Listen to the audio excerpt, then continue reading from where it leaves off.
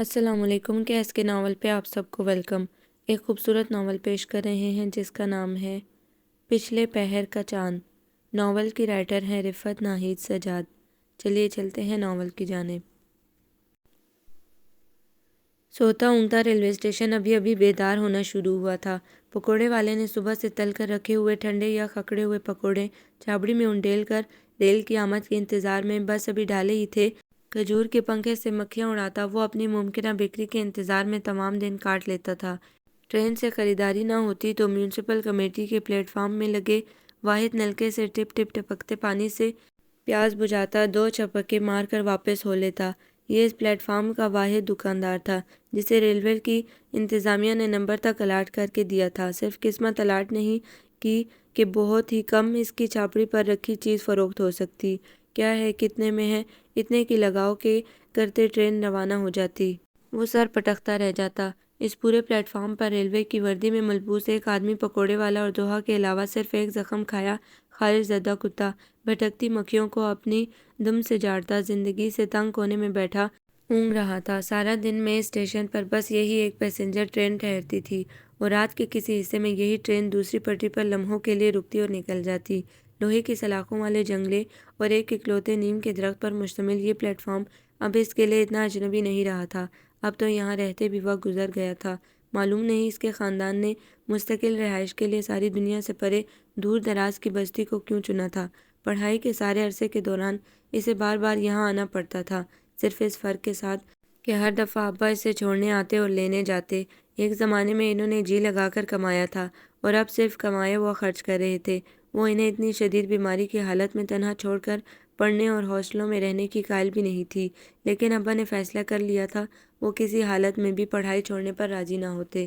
محض ان کی معمولی بیماری کا حال سن کر چھٹی لے کر آ بیٹھنا بھی انہیں اچھا نہیں لگ رہا تھا، اور آج انہوں نے اسے کسی کو لینے بھیجا تھا۔ وہ خود ساتھ نہیں آ سکے۔ ان کی معمولی بیماری نے انہیں اس قابل بھی نہیں چھوڑا تھا کہ وہ بستر سے پاؤں اتار سکیں۔ تم بس ان کو لے آؤ، میرا ان سے کیا رشتہ ہے، اور آیا کوئی رشتہ ہے بھی کہ نہیں، یہ بات میں تمہیں ان سے ملنے کے بعد ہی بتا سکوں گا۔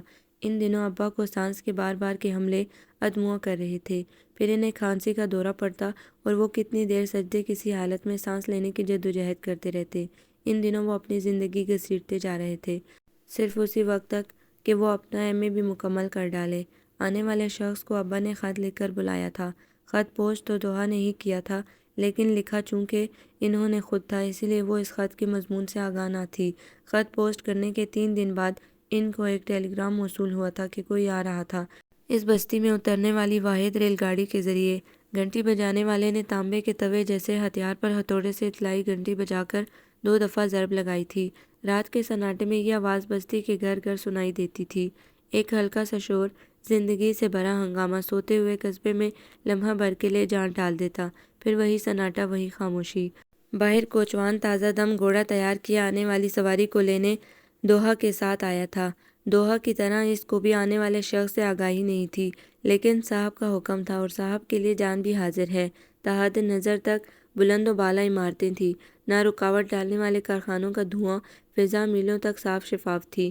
کھیتوں اور کچے مکانوں کے درمیان سے گزرتی نقرئی سانپ جیسی ریل کی پٹری دھوپ میں حد نظر تک چمکتی نظر آئی۔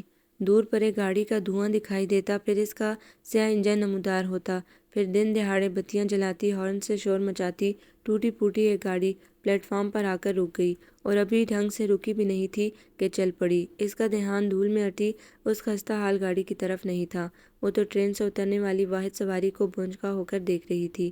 اس علاقے میں اس قسم کے کپڑے پہن کر اترنے والوں پر تو کتے بھی بھونکنے لگتے تھے۔ بے داغ شفاف سوٹ پر خوش رنگ ٹائی لگائے چمکتے بوٹوں والے آدمی کو گرد نے ایسے دھندلا دیا تھا جیسے کسی شاندار فریم کو برسوں کی پڑی مٹی نے چھپا ڈالا ہو۔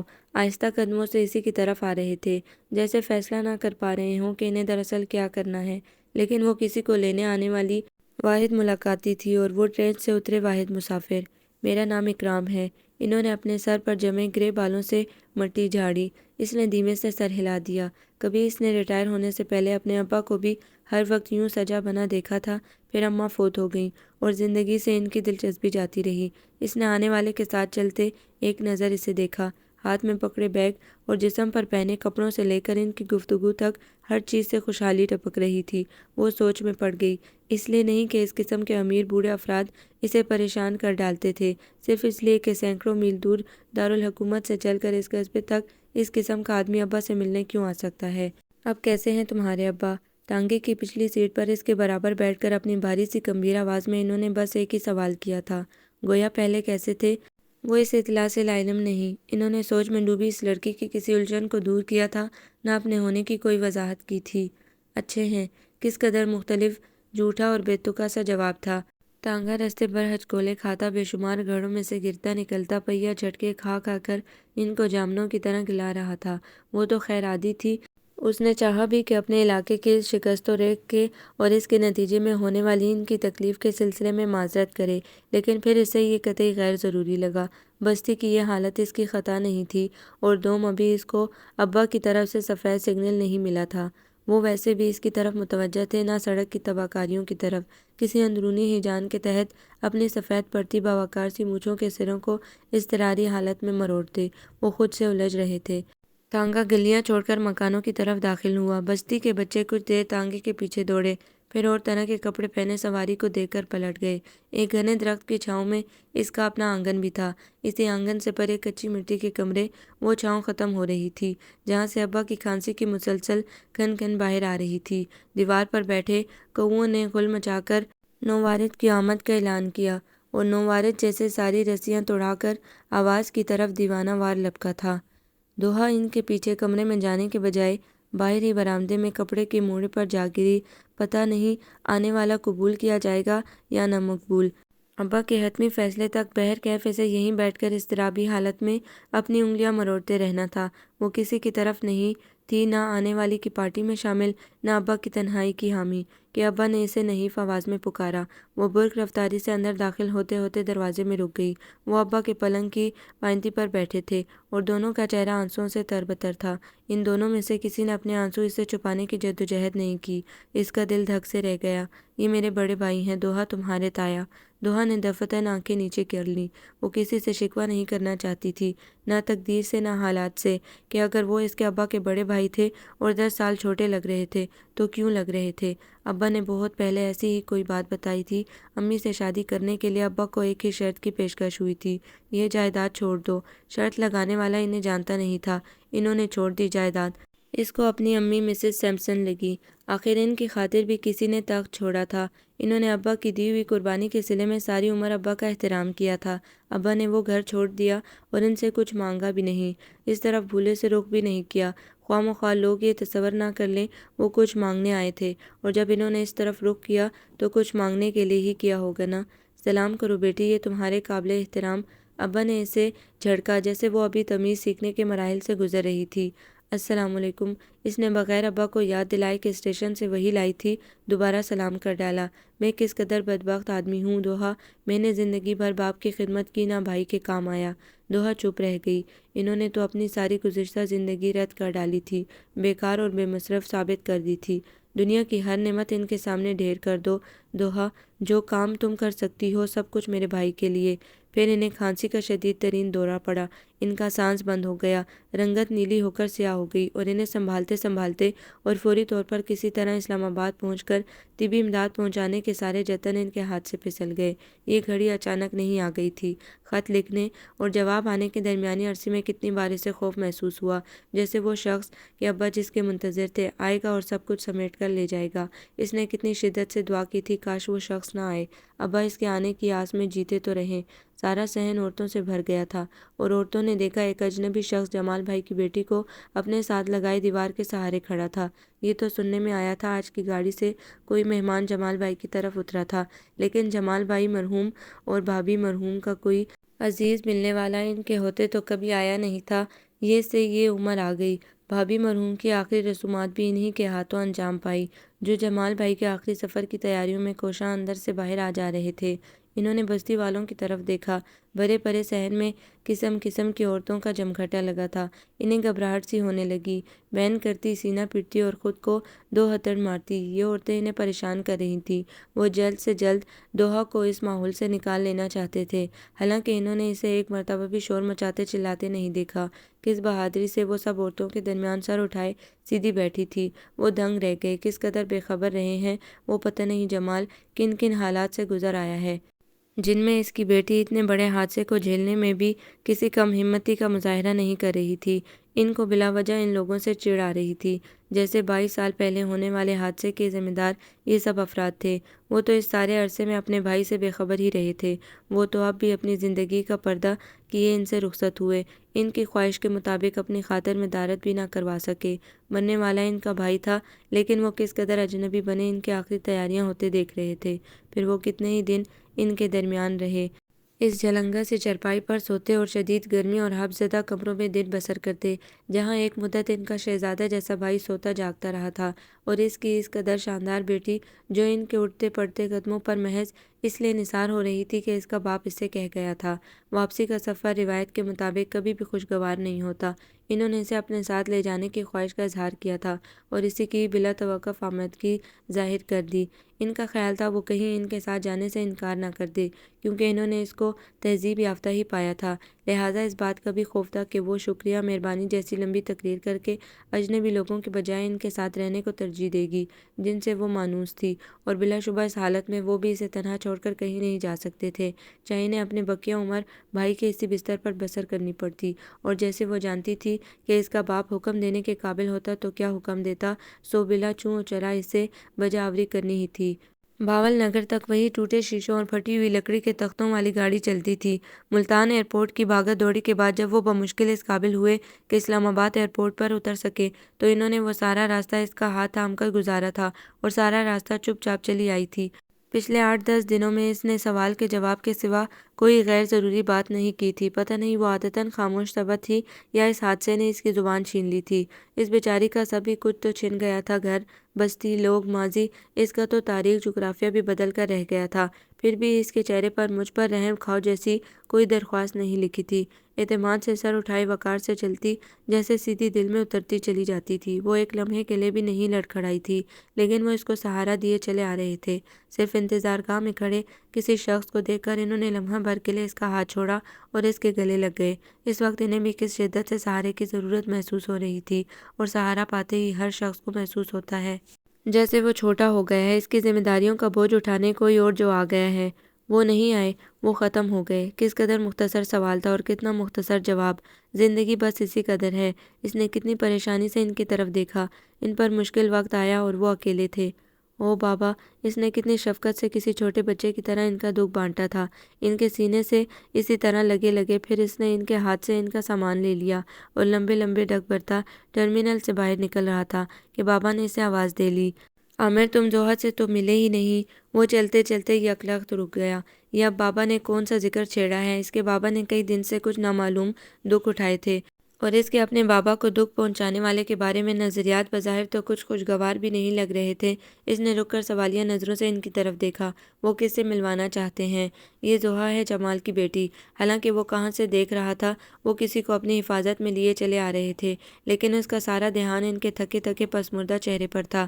وہ ابھی کچھ دن پہلے جب انہیں یہاں چھوڑنے آیا تو کس قدر بشاش اور پرامید وہ گمشدہ محبتوں کی تلاش میں روانہ ہوئے تھے۔ اور زوہا بیٹا، یہ میرا بیٹا ہے عامر۔ وہ اس قدر ٹھہرے ٹھہرے اور پرسکون لہجے میں بات کر رہے تھے۔ وہ مسکرایا تھا، خوش آمدید کے سے انداز میں، اور زوہا کے لیے بھی کس قدر خوشگوار خبر تھی کہ وہ بھی مسکرا سکتی تھی۔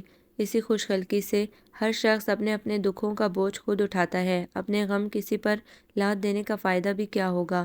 اس نے ڈگی کھول کر مہمان کا اور اپنے باپ کا سامان رکھا، ان کو بڑے اہتمام سے اگلی سیٹ پر اپنے برابر بٹھا کر دروازہ بند کیا۔ تھوڑی دیر کے لیے اسے کتنا اچھا لگا۔ ایک مدت ہوئی اس کے ابا نے تو اس کو اس سعادت سے بھی محروم کر ڈالا تھا۔ پڑھائی، پہلے پڑھائی مکمل کرو، اپنا ایم اے کر لو، پھر آ جانا واپس، اور فرصت سے میری ٹانگیں دبانا۔ اس نے اگلی سیٹ پر بیٹھے ان دونوں کی طرف دیکھا۔ ایک قطعی اجنبی، ایک نسبتاً کم اجنبی، وہ شخص جسے دیکھ کر اس کا باپ جی اٹھا تھا، لیکن افسوس جینا ہی تو نصیب نہیں ہوا، پھر وہ بہت دھیمے لہجے میں کوئی بات کر رہے تھے، اور دھیمے لہجے میں بات کرنے کا مطلب وہ اس موضوع میں اسے شریک نہیں کرنا چاہتے تھے۔ وہ تو ویسے بھی کسی موضوع میں شریک نہیں ہوتی تھی، اور جب کچھ چاہنے والے آپ کو کسی دکھ سے دور رکھنا چاہتے ہوں تو ان کی خوشی کی خاطر کیا حرج ہے اگر آپ بھی یہ کھیل کھیل لیں کہ آپ غموں سے بے خبر ہیں۔ چلو کم از کم ابا کے بھائی کے پاس ایک تو شخص ایسا ہے جس سے وہ اس صدمے میں شریک ہو کر غم کا اظہار کر لیں۔ وہ تو خالی ہاتھ تھی، تہہ دست۔ کبھی کبھی گاڑی چلاتے ابا کے بھائی کے بیٹے نے بیک ویو مرر سے چڑھتی سی نظر اس پر ڈالی تھی، اس اندیشے کے تحت کہ شاید وہ دھاروں دھار روتی ملے گی، لیکن اس کا تو سارا دھیان جیسے باہر کی طرف تھا۔ تحت نظر پھیلا سبزہ درخت، تازہ ہوا، پھول، اور آسمان کی لائن پر نیلگوں پہاڑ۔ کھڑکی سے منہ ہاتھ باہر نکالے تازہ صحراؤں کے تھپیڑے کھاتی جیسے نظاروں کی دید کے لیے شہر میں آ گئی تھی۔ یہ گھر تھا، اس کے بابا دوحہ کے لیے ہدایتیں جاری کر رہے تھے۔ میرے برابر والا کمرہ، نیا تولیہ رکھ دو، چادریں بدل ڈالو، باتھ روم تیار کر کے اطلاع دو، ہم 1 گھنٹے تک چائے پیئیں گے، اور یہ بی بی کا سامان ان کے کمرے میں لے جاؤ۔ تھک جانے والی عمر اور تھکا دینے والے مسلسل سفر کے باوجود جیسے شیشے کی کوئی قیمتی چیز قسمت سے ان کے ہاتھ آ گئی تھی، وہ دھیان دیتے، سنبھال کر رکھتے، قدم قدم پر اس کو سہارا دے رہے تھے۔ اس کے تو ماتھے پر لکھا تھا بڑا بڑا کر کے فریجائل، کس قدر گھریلو اور آرام دہ ماحول تھا۔ نہا دھو کر تازہ دم ہو کر گرم چائے کے گھونٹ بھرتے وقفے وقفے سے ابا کے بھائی اس کو پرسکون رکھنے کے جتن کر رہے تھے۔ وہ اپنی پیالی ہاتھ میں پکڑے سامنے بیٹھا تھا، ابھی ابھی ہاکر اخبار ڈال کر گیا تھا۔ سامنے بیٹھ کر بھی اس کا دھیان دونوں کی طرف نہیں، اخبار کی طرف تھا۔ کبھی کبھی وہ اپنے پاپا کی طرف دیکھتا تھا کہ کہیں کچھ زیادہ تو نہیں ہو گیا، تمہارا سب کچھ چھن گیا۔ بابا کہہ رہے تھے، مجھے اندازہ ہے بیٹا، اور ابھی صبر کیا آئے گا، ابھی تو یقین آنا بھی شروع نہیں ہوا۔ تم میری طرف بھی تو دیکھو، میں 22 سال سے اس سے ملنے کی آس میں تڑپ رہا تھا، اور وہ ملا بھی تو کیسے؟ مجھے شک پڑتا ہے عامر۔ اس نے اخبار چہرے سے ہٹا کر بابا کے فقرے سنے، جیسے وہ صرف اس لیے زندہ تھا کہ میرا انتظار کر رہا تھا، میں آؤں۔ آخر وہ اپنی بیٹی کس کے سپرد کر کے جاتا؟ اس نے بابا کی 100% تائید کرنا ضروری نہیں سمجھا۔ اجنبی چھت کے نیچے رات کو سونے سے پہلے اسے رونا بہت اچھا لگا۔ سب اپنے اپنے کمروں میں جا چکے تھے، کسی کے سامنے اب بہادری کا ڈرامہ رچانے کی ضرورت نہیں تھی۔ یہاں سے زندگی کا دوسرا دور شروع ہوتا ہے، اس نے سوچا، حالانکہ ابھی پہلا دور بھی مکمل نہیں ہوا تھا۔ جیسے کوئی بے دھیان طالب علم کتاب کھول کر بغیر پڑھے صفحے پلٹتا جائے۔ اس نے سابقہ زندگی گزارتے ایک لمحے کے لیے بھی تصور نہیں کیا تھا ایسا کوئی عجیب واقعہ اس کی زندگی میں پیش آ سکتا ہے، جب اس کے سر پر سایہ دیتی چھت اور حفاظت کرتی دیواریں اپنا حلیہ بدل لیں گی۔ رات دیر تک جاگنے اور روتے رہنے کے باوجود صبح صبح اس کی آنکھ کھل گئی۔ اس کی بستی میں لوگ مرغوں سے شرط لگا کر جاگنے کے عادی تھے۔ گو بستی میں اس کا بہت سا وقت نہیں گزرا، لیکن قدرتی طور پر تمام عادتیں اس نے بستی ہی کی اپنا لی تھی۔ اس نے سامنے کے رخ کھلنے والی کھڑکی سے پردے ہٹائے۔ سامنے سرسبز لان تھا، گارڈینیا کے کڑوے پتوں کی بہار سے۔ اس طرف لان کی مصنوعی پہاڑی کے پاس وہ شخص صبح کی ایکسرسائز کر رہا تھا۔ کتنی دیر وہ غائب دماغی سے باہر دیکھتی رہی۔ یہ نئی زندگی کی پہلی صبح ہے، اور اس پہلی صبح سے اسے آئندہ زندگی کی منصوبہ بندی کر لینی چاہیے۔ وہ تا زندگی ان کی ذمہ داری اور ان کا بوجھ بن کر نہیں رہ سکتی۔ آخر اس نے ان لوگوں کے لیے کیا ہی کیا تھا جو توقعات وابستہ کرے۔ ناشتے کی میز پر بھی اس نے اسے اور اپنے بابا کو بہت انتظار کرایا۔ وہ دونوں اسی کے انتظار میں ایک کے بعد دوسری چائے کی پیالی پیتے رہے۔ اس کو عادت ہے صبح اٹھ کر ورزش کرتا ہے، پھر نہایت تفصیل سے غسل فرماتا ہے۔ اس کا دھیان بابا کی طرف بھی نہیں تھا۔ وہ مسکرا ضرور رہی تھی اور بظاہر اہتمام سے سن بھی رہی تھی۔ ہر شخص اپنی اولاد پر اسی طرح نازا ہوتا ہے۔ اتنا فخر نہ کرے ماں باپ تو بچے بیچارے تو دنیا کی ٹھوکروں میں برباد ہو کر رہ جائیں، وہ کہے جا رہے تھے۔ بہت ذہین ہے اور بہت محنتی بھی، اپنی جاب میں بھی اس کی قابلیت کے بڑے ڈنکے پٹتے ہیں، اور ان ساری خوبیوں کے ساتھ جو اس کی اصل خوبی ہے کہ پیار کرنے والا ہے، ہر ایک پر جان چھڑکتا ہے۔ ہاں تھوڑا سا مغرور ہے، ذرا بے نیاز سا بنتا ہے، تم خیال نہ کرنا اور کوئی بات دل میں نہ رکھنا۔ اصل میں ہلکا سا غرور اور تھوڑی سی بے نیازی اس پر جچتی بھی بہت ہے۔ کسی نے کہہ دیا ہے کہ شاید اسے خود پتہ ہے، لیکن حقیقت میں وہ مغرور نہیں ہے، کبھی کسی کا دل بھی نہیں دکھا سکتا۔ وہ سنہری کنارے والی پیالی کے کنڈے سے کھیلتی اپنی روشن پیشانی جھکائے ہر بات سے بظاہر متفق نظر آ رہی تھی۔ کتنی مدت اس کے ابا کو یہ یقین رہا کہ پورے پاکستان میں ضحیٰ جمال کی ذہانت، متانت، دانشوری اور سلیقہ مندی کے ڈنکے بج رہے ہیں، اور ابھی جب وہ یونیورسٹی سے نکلے گی تو دنیا بھر میں انقلاب برپا کر دے گی۔ لیکن ہوتا یہ ہے کہ منصوبے یہی رہ جاتے ہیں اور انسان روانہ ہو جاتے ہیں۔ اچانک وہ دروازہ کھول کر اندر آیا۔ تیزی میں اس نے کرسی گھسیٹی اور بغیر کسی کی طرف دیکھے یا بغیر کسی کو مخاطب ہوئے وہ جگہ سنبھال کر بیٹھ رہا۔ آئی ایم سوری، مجھے دیر ہو گئی، میرا فون آ گیا تھا۔ پھر وہ ناشتے کی طرف متوجہ ہو گیا۔ اچھا ہوا دیر ہو گئی، ہم نے اس سہولت سے فائدہ اٹھاتے تمہاری جی بھر کر برائیاں کی۔ اور اب دوسری بات سن لو، زحا کا اگر یہاں دل نہ لگا اور وہ گھبرا گئی اور جانے کی ضد کرنے لگی تو تم ذمہ دار ہوگے۔ میں اس نے فرائی انڈے پر تندی سے کالی مرچیں چھڑکتے لمحہ بھر کے لیے چچلتی نظر سے اس کی طرف دیکھا۔ وہ کیوں؟ اس لیے کہ اسے بور نہیں ہونا، تو میں اپنی گوناگو مصروفیات اور قیمتی وقت میں سے کچھ لمحے نکال کر اس کے بابا کی اردو ایڈوانس اس کی ایک تیز نظر سے کٹ گئی۔ کیا آپ سیر و تفریح کی بہت شوقین ہیں؟ جی ہاں، بے حد۔ وہ شاید توقع نہیں کر رہا تھا، اس کی غیر معمولی سنجیدگی نے اس کو دھکا سا لگایا۔ گاؤں سے آئی کوئی لڑکی اس پٹاخ سے جواب دے گی، اس کے گمان میں بھی نہیں تھا۔ بہت آسان ہے۔ اس نے اپنے بابا کی طرف دیکھا۔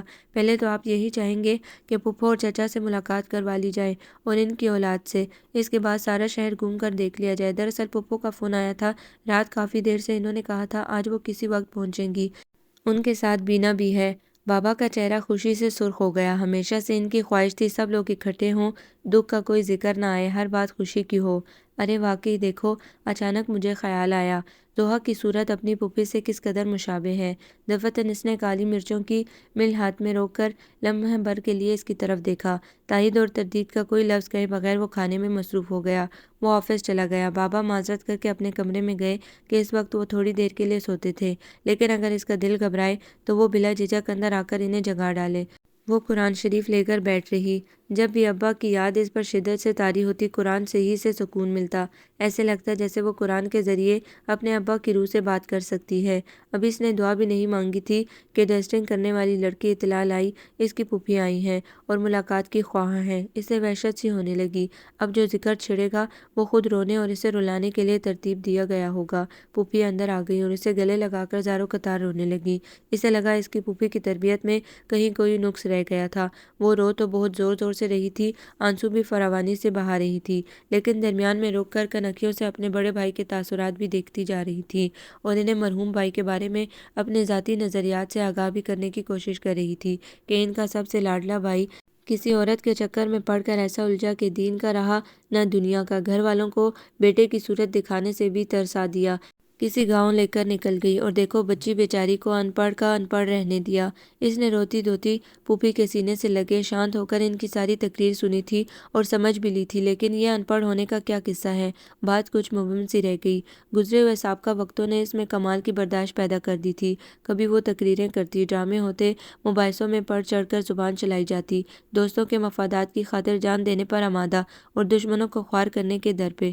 پر اب جینے کا ڈھنگ نیا تھا اور اسے اس ڈھنگ کے ساتھ بسر کرنا بھی آ گیا تھا۔ رشتہ داریاں بھی جبری تعلق ہیں۔ آپ دوست تو اپنی مرضی سے چن بھی لیتے ہیں اور رد بھی کر دیتے ہیں، لیکن رشتہ داریاں ناپسند کرنے پر ٹھکرائی تو نہیں جا سکتی۔ بعض اوقات تو تقریباً چوتھائی صدی گزار کر بھی آپ پر آ نازل ہوتی ہیں۔ خیر، رشتہ داریوں کا مزہ نہیں چکھا تھا، وہ بھی چکھ لیں گے۔ اس نے بابا کی طرف تشویق کے لیے دیکھا۔ وہ بے چینی سے پاؤں مسل رہے تھے، انہیں بھی برداشت کی عادت تھی، وہ کم ہی منہ کھولتے تھے۔ پھر بینا بھی تو تھی جو لیے دیا انداز میں کونے والے صوفے پر ٹانگ رکھے چوئنگم چباتی، فلم انڈسٹری کے اسکینڈل پڑھنے میں موہ تھی۔ اسے اس سارے قصے سے کوئی خاص دلچسپی نہیں لگ رہی تھی۔ پھر عامر آ گیا اور پھوپھی نے اس کے سامنے فراغ دلانہ مظاہرہ کرتے پیشکش کی کہ لڑکی کو پڑھائی کی طرف راغب کرو۔ آج کل تو پڑھی لکھی لڑکیوں کو ہی پوچھا جاتا ہے۔ پھر کمزور بیک گراؤنڈ، خالی شکل و صورت لے کر کون چاٹتا ہے؟ اگر کسی قسم کی مدد کی ضرورت ہے تو بینا حاضر ہے۔ بینا حاضر نہیں تھی۔ اس نے صوفے پر دوسرا پہلو بدلا اور دوسرا رسالہ اٹھا لیا۔ عامر اپنے بابا کے پاس اگلے احکامات کا منتظر تھا۔ کئی مرتبہ زحا کو لگا وہ اس سارے قصے کو یکلخت ختم کروانے والا ہے، لیکن شاید اسے اس کے بابا کی طرف سے اس قسم کے اختیارات حاصل نہیں تھے۔ وہ تو پھر باہر نکل گیا، اپنے بابا کو مشکل لوگوں میں چھوڑ کر۔ وہ سارا دن رہی اور بیچارے بابا کچے گھڑے پر تیرتے رہے۔ اب ڈوبے کہ تب شام کو وہ روانہ ہوئی تو بابا نے مونچھوں کے کنارے مسلے، پھر کسی روز بھی آنا۔ صفیہ دراصل زحا کا والد کی طرف سے جو حصہ نکلتا ہے اس کا تصفیہ ہو جائے، حقدار کو اس کا حق مل جائے۔ پھوپھی نے اس سے سر سے پاؤں تک دیکھا۔ وہی بات نا جو میں نے کہی، بہن بھائیوں سے بھی وہی بچھڑا، گھر سے جدائی بھی اسی نے برداشت کی، جائیداد سے بھی وہی محروم گیا، ساری سزا تو اسی نے کاٹی۔ دھن اسے لگا پھوپھی نے جاتے جاتے اس کے دل و دماغ پر ہتھوڑے برسائے تھے۔ ان کا کہا سب غلط، بہتان، ہذیان، لیکن یہ آخری بات تو 100% درست تھی۔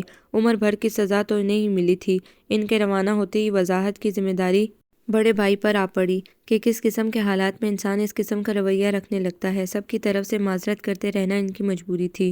ان کو ڈر تھا اتنی مدت بعد رشتوں کا تعارف اسے رشتہ داروں سے دل برداشتہ ہی نہ کر دے، لیکن وہ ناراض نہیں ہوئی۔ پھوپھی نے بالکل درست کہا تھا۔ ابا کے بال مدت سے سفید تھے، ان کا دمکتا ہوا سرخ و سفید رنگ کپ کا مانند پڑ چکا تھا۔ نحیف کندھے جھکے ہوئے بے تحاشا کھانستے اور کھانسی کے ساتھ ساتھ چھوڑتا ہوا سانس۔ ابا یہاں ہوتے تو ایسے ہوتے، سرخ سفید، توانا، سیدھے کندھے، چیتے جیسی کمر، ہنسمکھ زندہ دل۔ ابا کے ساتھ ہونے والی زیادتی میں اس کا بھی برابر کا حصہ ہے، لیکن پھر بابا کے کمرے میں رات تک بیٹھ کر اس نے ان کا ذہنی تناؤ دور بھی کر دیا تھا، ان کا دکھ بانٹ بھی لیا تھا، اس یقین دہانی کے ساتھ کہ وہ اس قدر کمزور نہیں کہ معمولی معمولی باتوں پر اس کا دل ٹوٹتا رہے۔ ایسا ہوتا تو پرخچے ہو کر کوڑے کی ٹوکری میں جا چکا ہوتا۔ پھر کسی بات پر وہ دونوں بے ساختہ ہنس بھی پڑے تھے کہ دروازہ کھول کر اچانک وہ اندر آ گیا۔ ارے 1 بج رہا ہے، آپ لوگ ابھی تک سوئے نہیں؟ بابا کے مقابلے میں کتنی بےمعنیت تھی اس کی بات کرنے کے انداز میں۔ وہ جانتی تھی کہ اس کا مطلب تھا 1 بج رہا ہے، رفو چکر ہو یہاں سے تاکہ میرا باپ سو سکے۔ لیکن باپ تو مسکرا دیے، وہی روشن اجالا کر دینے والی مسکراہٹ۔ نیند تو یاد ہی نہیں آتی، یاد تو دوا بھی نہیں رہی ہوگی۔ وہ ان کو چھوٹے بچے کی طرح ڈانٹتا ان کا بزرگ بنا ہوا تھا۔ تمہیں پتہ ہے میری دوا ہے میرے پاس۔ وہ مسکرایا۔ میں اس گولی کی بات کر رہا تھا، کھانے والی۔ اس نے ان کی ہتھیلی کھول کر سفید ٹکیا اس پر دھر دی۔ جگ سے گلاس میں پانی بھرتے اس نے پلٹ کر تنبیہ کی، یہ صبح بھی یہی ہوں گی۔ خوف معلوم ہوتا ہے عامر آنکھ کھلے اور نہ ہو، کیا جادو کے زور سے آئی ہیں؟ اور آپ سوتی کس وقت ہیں؟ صبح بھی جاگ رہی تھی، دوپہر میں بھی برآمدوں میں بھٹکتی پھر رہی تھی، اور ابھی بھی جاگ رہی ہیں۔ اٹھیں فوراً۔ وہ ساری عمر کلاس کا پریفیکٹ رہا ہے، شاید ہر طرح کی صورتحال کو کنٹرول کرنا اس کی غیر نصابی ذمہ داری ہے۔ وہ بابا کی جواب طلبی کرتے کرتے اس کی طرف ہو گیا۔ اس نے یوں ہی سر اٹھا کر اس کی طرف دیکھا۔ اس کا قد آسمان تک بلند تھا۔ بے تحاشا چاہے جانے کی وجہ سے اپنی ذات پر ایک اندیکھا سا اعتماد اس کے سارے وجود کو سرشار کر رہا تھا۔ کچھ لوگ یہ مقدر لے کر پیدا ہوتے ہیں کہ محبت اور پیار کی بارش میں بھیگتے رہیں، پھر یہ گمان کہ ان کو چاہا جاتا ہے مزید چاہنے کی خواہش سے بے نیاز کر ڈالتا ہے۔ وہ تابیداری سے اٹھ کھڑی ہوئی۔ اچھا بابا میں چلتی ہوں۔ رشتوں کی مسلسل دوری کی وجہ سے یہ نئے رشتے اس کی زبان سے ادا نہیں ہو پاتے تھے۔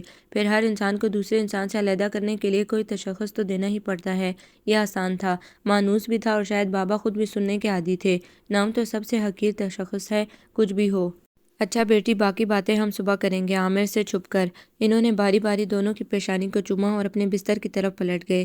اس نے دروازہ کھول کر اس کے باہر نکلنے کا انتظار کیا۔ وہ اس سے محض قدم بھر کے ہی آگے تھے۔ ناپ تول کر قدم رکھتی، بے دہانی میں سر اٹھائے سیدھی چلتی۔ آج اسے اجنبی سے بہت سے طعنے سننے کو ملے تھے۔ آپ کے بولنے اور چلنے کا انداز گاؤں کی عام لڑکیوں سے مختلف ہے۔ اچھا؟ اس نے حیرت سے اس کی طرف دیکھا۔ اور آپ کے خیال میں یہ میرے لیے قابل فخر بات ہے یا باعث شرم؟ اس نے ایک جھٹکے سے چونک کر اس کی طرف دیکھا۔ اس نے تو بے سبب یوں ہی ایک بات کر دی تھی، اس کے گمان میں بھی نہیں تھا دوسری مرتبہ پھر سے یوں منہ توڑ جواب ملے گا۔ وہ لاتعلق سا اپنے راستے پر ہو لیا۔ پھوپھی کے بیان پر تو اس نے بلا تفریق یقین کر لیا تھا کہ یہ قرین قیاس تھا، لیکن کہیں کوئی غلط فہمی ضرور رہ گئی تھی۔ پھوپھی کو اس سے یا خود زوہا کو۔ زوہا نے یوں ہی عادتاً بستر پر لیٹ کر تجزیہ کیا تھا۔ وہ یہاں آ کر الجھ گئی تھی، اس طرح کہ ابا کے غم کے ساتھ ٹھیک سے جی بھی نہیں سکی، اور صاحبزادے اسے بالکل ہی احمق سمجھ کر اپنے تبصروں کی بھیڑ چڑھا رہے تھے۔ اس کے ابا کہتے تھے، کبھی اپنی مرضی کے خلاف زبردستی بھی کچھ کر کے اپنے آپ کو آزماتے رہنا چاہیے۔ گو یہ بات انہوں نے شلجم کھانے کے سلسلے میں سمجھائی تھی، لیکن تجربہ گاہ کے طور پر یہ 4 دیواری کام آئی۔ ہر قدم پر آپ کچھ نہ کچھ برداشت ہی کرتے ہیں۔ ہفتہ بھر کے قیام ہی میں اسے سمجھ میں آ گیا کہ پھوپھی اور ان کی بیٹیاں بہرکیف اسے برداشت کرنی ہوں گی، اور ہر طرف سے رشتہ دار آ کر ایسے جمع ہوئے جیسے آم کا ٹپکا لگا ہو۔ ان سب کو بھی چچا جلال تو خیر بھلے آدمی نکلے، ان کے بچے شاید اس ماحول کے عادی تھے۔ البتہ پھوپھی کی بیٹیوں کی ساری شیخیاں اسے سننی پڑیں۔ ان میں سے ایک تو عامر کے عشق میں بھی گرفتار تھی، حالانکہ عامر جیسے مشکل آدمی سے عشق کرنا حماقت ہی تھی۔ وہ کہاں گرفتار تھا، کیا چاہتا تھا، کوئی مر کے بھی پتہ نہیں چلا سکتا تھا۔ بینا بھی پتھر سے سر ہی پھوڑ رہی تھی، اور اس نے عذرا احتیاط یہ مناسب سمجھا تھا کہ زوہا کو آگاہ کر دے۔ بصورت دیگر اگر اس کے اپنے کوئی عزائم ہوں تو نتیجے کی ذمہ داری اس پر نہ آئے۔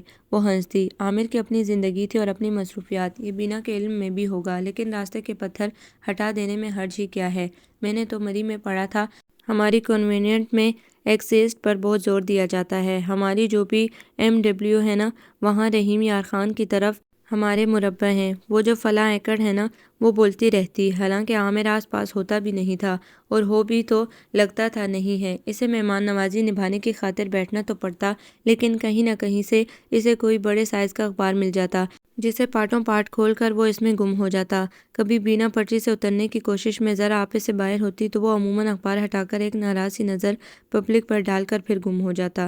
اس دن بھی بینا اپنی مری کے زمانے تعلیم کے قصے سنا سنا کر اور گردن اکڑا کر ادھر ادھر دیکھتی جا رہی تھی، اور کچھ یہ کہ وہ کافی آزاد خیال خاتون واقع ہوئی تھی، کیونکہ انہوں نے پاکستان کے بڑے شہروں میں زندگی گزاری ہے، بمیں بیرون ملک تفریحات کے، اس لیے کہ اس کی زندگی گاؤں تک محدود نہیں تھی۔ اس نے دفعتاً اخبار نیچے گرا دیا، ایک جھٹکے سے وہ سیدھا کھڑا ہوا۔ بابا نے کہا تھا آپ کو بازار سے کچھ لینا ہے، میں آپ کو بازار لے جاؤں؟ چونکہ وہ مخاطب کسی سے بھی نہیں تھا اور ضحیٰ کی پوری توجہ بینا کے قصوں کی طرف مبذول تھی، اس لیے اس نے خود بخود ہی تصور کر لیا یہ ہدایات بینا کے لیے ہوں گی۔ آپ نے سنا نہیں؟ اس نے اس کی جھنجھلائی سی آواز پر اتفاقاً ہی نظر اس کی سمت کی، وہ اس سے ہی مخاطب تھا۔ مجھے وہ حیران رہ گئی، میں بابا سے پوچھ لوں؟ کوئی ضرورت نہیں، میں نے جو دے دیا ہے ان کا پیغام۔ کیا بینا بھی ہمارے ساتھ جائے گی؟ انہوں نے تو صرف آپ کے لیے ہی کہا تھا۔ اس نے ایک لمحہ رک کر ضحیٰ کے آگے نکل جانے کا انتظار کیا اور تیزی میں اپنی جائے نشست خالی کر ڈالی۔ اس نے ضحیٰ کے بیٹھ جانے کے بعد گاڑی کا دروازہ بھی زور سے بند کیا تھا، گاڑی کو بھی تیزی میں ڈرائیو پر ریورس کیا تھا۔ ضحیٰ نے حیرت سے پلٹ کر اس کی طرف دیکھا، اسے آخر کس بات پر اس قدر غصہ آ رہا ہے، اور غصہ کرنے کا یہ فلمی انداز آخر کسے دکھایا جا رہا ہے؟ لیکن مجھے تو کچھ بھی نہیں لینا۔ مجھے پتا ہے، لیکن یہ نہیں پتا تھا آپ اس قدر کم عقل ہوں گی۔ کسی کو بے عقل کہہ دینے سے ثابت نہیں ہو جاتا کہ آپ بڑے عقل مند ہیں۔ اس نے پلٹ کر سامنے سیٹ میں دیکھتی بااعتماد سی لڑکی کی طرف دیکھا۔ چلو یہ تو ٹھیک ہو گیا، اس قسم کے منہ توڑ جوابات آپ ہر اس شخص کو دے دیا کریں جو آپ کا دل دکھانے کا باعث بنے۔ وہ کچھ دیر کے لیے چپ رہا۔ دراصل یہ بابا نے کہا ہے، ویسا ہی جیسے انہوں نے بازار جانے کے لیے کہا تھا۔ ان کا بہت شکریہ، اور آپ کا بھی۔ جواب تو میں نے بہت دیے ہیں کسی نہ کسی انداز میں، اب میری کوشش ہے میں برداشت کر لوں، جواب نہ دوں۔ یہ میرے ابا نے کہا تھا دراصل۔ وہ مسکرائی، لیکن مسکرانے میں بھی اسے ایسا لگا جیسے ابا کے نام پر اب تک اس کی آنکھیں بھیگ جاتی ہیں۔ اور یوں بھی میں ہمیشہ رہنے کے لیے تو نہیں آئی، مجھے چلے ہی جانا ہے۔ افسوس، میرے ماں باپ کے بارے میں لوگوں کی رائے کچھ زیادہ اچھی نہیں ہے۔ وہ اپنی صفائی پیش کرنے تو آ نہیں سکتے۔ کہاں چلے جانا ہے آپ کو؟ جیسے اس کی باقی ساری بات غیر متعلق تھی۔ واپس اس نے کوشش کی تھی اس کی آواز بھرانے نہ پائے۔ کتنے دن تک مسکراتے، اپنا اور دوسروں کا حوصلہ بڑھاتے رہنے کے باوجود اسے احساس ہو گیا تھا وہ ان میں سے نہیں ہے۔ اسے ان پر کسی بھی حوالے سے کوئی حق حاصل نہیں۔ ان سب سے کہیں زیادہ حق تو اسے ماسی زینب پر ہے، ناز اٹھوانے کا، نخرہ دکھانے کا۔ وہ کسی کو کیوں بتائے وہ یہاں سیکنڈ ریٹ سٹیزن ہے؟ کیا آپ کے بابا سے بات ہوئی تھی اس سلسلے میں؟ ابھی تو نہیں ہوئی، ہو جائے گی۔ اور آپ یہ کہاں جا رہے ہیں؟ مجھے اندازہ نہیں تھا آپ بینا سے اس قدر ڈرتے ہیں۔ وہ اس کی بات پر مسکرایا بھی نہیں۔ ضحیٰ نے دیکھا وہ غیر ضروری حد تک سنجیدہ ہو گیا تھا۔ ڈر تو آپ بھی رہی ہیں، اور اپنے ابا کی خواہش کے مطابق برداشت بھی نہیں کر رہی۔ خیر، فی الحال تو آپ نہیں جا رہی، اور جب بھی آپ کا یہاں سے جانا واقعی ضروری ہو گیا تو میں آپ کو بتا دوں گا۔ وہ واقعی بینا سے اس قدر خوفزدہ تھا کہ اس نے کئی بار حیرت سے اس کی طرف سنجیدگی سے ایک ہی جگہ کے بار بار چکر کاٹتے دیکھ کر سوچا۔ وہ چپ چاپ ڈرائیو کیے جا رہا تھا، پتہ نہیں پیٹرول پہلے ختم ہوگا یا بینا کا انتظار۔ اس دن پھر روزانہ کی طرح اس نے رات گئے تک بابا سے باتیں کی تھی۔ اسے ان کے زمانے کے وہ قصے بہت اچھے لگتے تھے جب وہ سب اکٹھے رہتے تھے، اکٹھے کھیلتے اور کھاتے تھے، معمولی معمولی المیہ اور بڑے بڑے تربیہ۔ وہ چپ چاپ سنتی بھی رہتی اور ڈر ڈر کر دروازے کی طرف دیکھتی بھی رہتی۔ عامر نے انہیں لاڈلے بچے کی طرح پال رکھا تھا اور کسی کا بھی لحاظ نہیں کرتا تھا، حالانکہ ان کا دوسرا محبوب موضوع اسی کی ذات تھی۔ وہ بے حد خوش نصیب ہے، اسے ساری زندگی محبت ملی ہے، وہ لوگوں میں بے پناہ مقبول ہے۔ وہ خود بھی سب سے محبت کرتا ہے، ہر ایک کا خیال رکھتا ہے۔ وہ ہر روز دعا کی طرح یہ کلمات ادا کرتے، پھر اسے بہت سی نصیحتیں، اپنا دل لگانا، اپنی کوئی بات مجھ سے نہ چھپانا، کوئی بات دل پر نہ لے لینا۔ تم بہت باہمت لڑکی ہو، کبھی ہمت ہارنا بھی مت۔ شاید اس دن سے پہلے وہ کبھی ہمت ہارتی بھی نہ۔ ابھی اس نے پورچ میں رکھے گملوں کے پتوں کی ڈسٹنگ کی تھی اور اب تھک کر سانس لینے سیڑھیوں پر بیٹھی ہی تھی کہ دفعتاً تیزی سے ایک گاڑی گیٹ میں داخل ہوئی اور سیدھی اس کے قدموں کے سامنے آ کر رک گئی۔ دروازہ کھول کر نکلنے والی لڑکی نے سیاہ چشمہ آنکھوں سے اتارا اور ضحیٰ کو جیسے سکتہ ہو گیا۔ وہ بے انتہا حسین لڑکی تھی، اور اس کو میک اپ کرنے کا بھی کس قدر ڈھنگ آتا تھا۔ رنگوں کو چہرے پر تھوپ لینے کے بجائے اس نے اس قرینے سے جمایا تھا کہ اس کا چہرہ دھمک اٹھا تھا۔ ہونٹ کی ایک ایک سلوٹ پر دھیان سے لگائی لپسٹک، اینک ہاتھ میں पकड़े वो किस कदर रऊनत और गुरूर भरे अंदाज में दरवाजे से निकली थी, और इसने अपने मखसूस देहाती बैकग्राउंड में मुंह खोलकर इसे और मगरूर कर डाला। आमिर है घर पर? इसकी ज़ुबान ही नहीं, लहजा भी गैर मुल्की था। पता नहीं, मैंने देखा नहीं। और अंकल इकराम? किस कदर एहतियात से बोल रही थी वो, दांतों की चांदनी की हल्की सी चपक मारकर थोड़ा सा मुंह खोलकर, जैसे ज़रा ज़्यादा मुंह खुला तो इसके दांत निकल कर गिर जाएंगे। हाँ वो हैं, अलबत्ता अपने कमरे में। वो दरवाज़ा खोलकर अंदर दाखिल होते हुए पलट आई। इसे किसी का इस घर की सीढ़ियों पर यूं मुख्ताराना अंदाज में आ बैठना किसी खटके में मुब्तला कर रहा था। और आप इनकी कज़न हैं, वो जो गाँव से आई हैं? जी हाँ, इसने दिल में दोहराया था। तभी तो यूं सीढ़ियों पर फसकड़ा मारे बैठी हूँ, गवारों की तरह। कौन थी पता नहीं, दोस्त की बीवी या खुद दोस्त, अजीज़ रिश्तेदार वाकिफ़। और इसका अपना जोग्राफिया इस कदर फैल चुका है कि आने वाले एक झपक में पहचान भी लेते हैं। इसने दोबारा अंदर जाने से पहले ज़रा रुक कर इसका तफसीली जायज़ा लिया था। फिर वो अंदर चली गई। वो भी सीढ़ियों पर बैठी हालात हाजरा पर गौर ही कर रही थी कि वो दोनों अंदर से एक साथ ही बाहर निकले। सीढ़ियों पर पहला कदम रखने से पहले इसने रुक कर नौआरिद खातून को आगे निकलने का इशारा किया, और इसकी पैरवी में एक कदम पीछे रुकते सीढ़ी से उतर गया। लम्हा भर के लिए इसने निगाह इनकी तरफ उठाई थी। वो किस कदर एहतिमाम से तैयार हुआ था, और इसका चेहरा मुसर्रत की रोशनी से तमतमा रहा था। इसने आंखें नीची कर ली। ये इसकी उम्र भर की तरबियत थी कि मबहूत होकर उंगलियां नहीं काट लेते और हसद भी नहीं करते, बर्दाश्त करते हैं, जब्त करते हैं और बेनियाज बन जाते हैं। सो वो बेनियाज बन गई। वाकई वो इसके साथ जच रहा था। इस भाई के हुस्न के लिए मर्दाना वजाहत भी उसी मयार की दरकार है, और यूं आमने सामने आने में इन दोनों ने ही एड़ी चोटी का जोर लगाया था। इसकी नज़रों का सराहना कतई गैर महसूस सही, लेकिन जिसको सराहा गया हो उस तक गालिबन खुद ब खुद पहुँच जाता है। या ये इत्तेफाक भी हो सकता है। वो इसके सामने रुक कर खड़ा हो गया।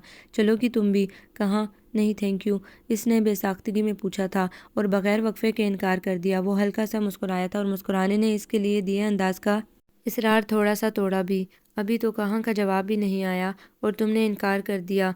जाओ दौड़कर बाबा को बताओ। नहीं शुक्रिया, वो टस से मस भी नहीं हुई। चलें, अब नहीं इनका दिल चाह रहा तो कोई ज़बरदस्ती है भला। वो इसके कंधे के बिल्कुल नज़दीक खड़ी ठिनक रही थी। आमिर के चेहरे की सारी मोमबत्तियां जैसे किसी ने यकलख्त फूंक मारकर बुझा दी। इसको ना सुनना शायद अच्छा नहीं लगा। कितनी देर खड़ा वो इसके चेहरे की तरफ गौर से देखता रहा। इसने निगाह उठाने की जुर्रत भी नहीं की थी कि दो चमकते स्याह बूट बावकार अंदाज में पलटे और हाई हील्स की टक टक के पीछे रवाना हो गए। इसे गालिबन रशीदा समझा गया था, दूसरी जमात में इसके हमजमात दोस्त। वो जब भी जोहा के हाथ में कुल्फ़ी देखती एक चूसा ज़रूर मांगती थी। वो इतनी नदीदी नहीं, किसी को खुश होता देखकर एक चूसे की खातिर इनके पीछे दौड़ लगा दे। और अब दुख किया जाए कि खुशी, इसने वहीं सीढ़ियों पर बैठे बैठे सोचा। पिछले कुछ दिनों से इसे एहसास होने लगा था कि उस शानदार शख्सियत वाले शख्स के सर में जहन इससे भी फराग और रोशन है, लेकिन इसने इस कदर मसनूई लड़की को पसंद करके अपना इमेज बिल्कुल ही तबाह कर डाला था। ये इसका खासा तो नहीं था, लेकिन कितनी देर तक वो बेपनाह हसीन और अदाओं की भरमार लिए लड़की इसके असाब पर सवार रही। वो बहरकैफ यहाँ किसी मुकाबले में शिरकत के लिए तो आई भी नहीं थी, और वो मुकाबला कर भी नहीं सकती थी। वो सारी उम्र भी इसके पीछे भागती रहे तो ऐसे ही होगा जैसे कोई मशीनी ट्रैक पर खड़े खड़े चल रहा हो, यूं एक ही जगह बेल की तरह घूम घूम कर हाँफने का फ़ायदा। फिर इसने खुद को किस कदर मसरूफ़ रखने की कोशिश की। किचन में बाबा के कमरे में इनके पास वाली कुर्सी पर बैठकर गप हाँकते, लेकिन दोनों हाथ गोद में धरे कुर्सी पर झूलते भी इसका जहन जैसे किसी खुद साख्ता उलझन में मुब्तला रहा। इसको लगता था इसकी आइडल ज़रूर कोई गैर मामूली लड़की रही होगी, बहुत ही शानदार। और कितने अफसोस की बात है कि इसने जब भी गौर किया उस शानदार लड़की की शख्सियत के डांडे पांडे खुद इसी के गिर्द घूमते थे। हालांकि वो कौन थी वो तो इसे ढंग से जानता भी नहीं था, और इसने कभी खुद को मनवाने की कोशिश भी नहीं की थी। इसका इस सोसाइटी में एक मकाम था, बस्तियत रुतबा, ओहदा, शक्ल सूरत, और फिर इसका हल्का अहबाब। तुम हो ही क्या जोहा बीबी, इसने खुद को नसीहत की थी। तुम्हारी जैसी तो हर घर में एक दो रुलती फिरती हैं। ऐसे ही किसी ख्वाबों के देश के शहजादे को दिल में बसाए बैठी किसी अपने ही जैसे आम आदमी का घर आबाद करके इसकी आबादी में अपनी जैसी और दो चार लड़कियों का इजाफा कर देती हैं बस। बिला वजह एक मुद्दत बाद इसकी आंखों में आंसू ठहर गए। वो किचन में बाबा के लिए सूप बनाने चली गई। बहरकैफ अब काफ़ी हो गया, यहाँ से चले जाने में हर्ज ही क्या है। तुम यहाँ हो? बीना इसे ढूंढती ढूंढती आ पहुंची। मैं समझी थी तुम आमिर के साथ चली गई हो। किसके लिए पका रही हो? इसने देगची में मुंह डालकर झांका। क्या थोड़ी देर पहले तुम रोई थी? अभी तक तुम्हारी पलकें जुड़ी हुई हैं। کیا ہوا وہ تمہیں لے کر نہیں گئے؟ اس کے خیال میں وہ ننھی منی سی تھی۔ اماں ابا اسے چھوڑ کر بازار چلے گئے تھے۔ پھر اسی شام بینا نے عامر بھائی کی پراسرار شخصیت پر دل کھول کر روشنی ڈالی تھی۔ اصل میں عامر بھائی کو بڑے ماموں نے بہت زیادہ ڈیل دے رکھی ہے، سر پر چڑھا رکھا ہے۔ تم نے دیکھا نہیں کیسے ناز اٹھاتے رہتے ہیں ہر وقت؟ ان کو ہر چیز ہر بات کی آزادی ہے، اس لیے بگڑ گئے ہیں۔ خاندان کی لڑکیوں کو تو وہ کوڑا کرکٹ سے زیادہ کچھ سمجھتے ہی نہیں۔ کوئی حور پری اترے گی آسمان سے، وہ بھی پسند نہیں آئے گی۔ ممی تو کہتی ہیں جو بہت اونچا اڑتا ہے وہی گرتا ہے، وہ تو ان کو بالکل پسند نہیں کرتی۔ ان کا خیال ہے وہ بھی چھوٹے ماموں کی طرح منہ کی کھائیں گے۔ رات گئے تک اس نے بینا کے خیالات اور اپنے مشاہدات کی روشنی میں ان سارے واقعات کا تجزیہ کرنے کی کوشش کی تھی۔ ابا کی بہن اور ان کی بیٹی عموماً دل ہی دکھانے آتی تھیں، اور وہ اس قدر سادہ تھی نہیں کہ اس کے منہ سے پھسل جاتا یہ غلطی سے اور وہ مان ہی تو لیتی۔ بابا ابا کے بارے میں کچھ اور ہی بتاتے تھے کہ وہ بچپن سے ہی مختلف تھا، انا پرست، خوددار۔ ایک مرتبہ جہاں اسے اپنی حد تک کا احساس ہو جاتا وہ راستہ ہی چھوڑ دیتا تھا۔ اس کے انکار کو کبھی کوئی اقرار میں نہیں بدل سکا، اور جب اس نے تمہاری ماں سے شادی کا اعلان کیا تو سب دنگ رہ گئے۔ وہ اپنے وقت کی بڑی حسین لڑکی تھی، لیکن اس نے اسے چھوڑ دیا کسی رنجش کی وجہ سے۔ ہماری اماں زندہ ہوتی تو شاید صورتحال مختلف ہوتی۔ ابا یوں ہی غصے میں آ گئے۔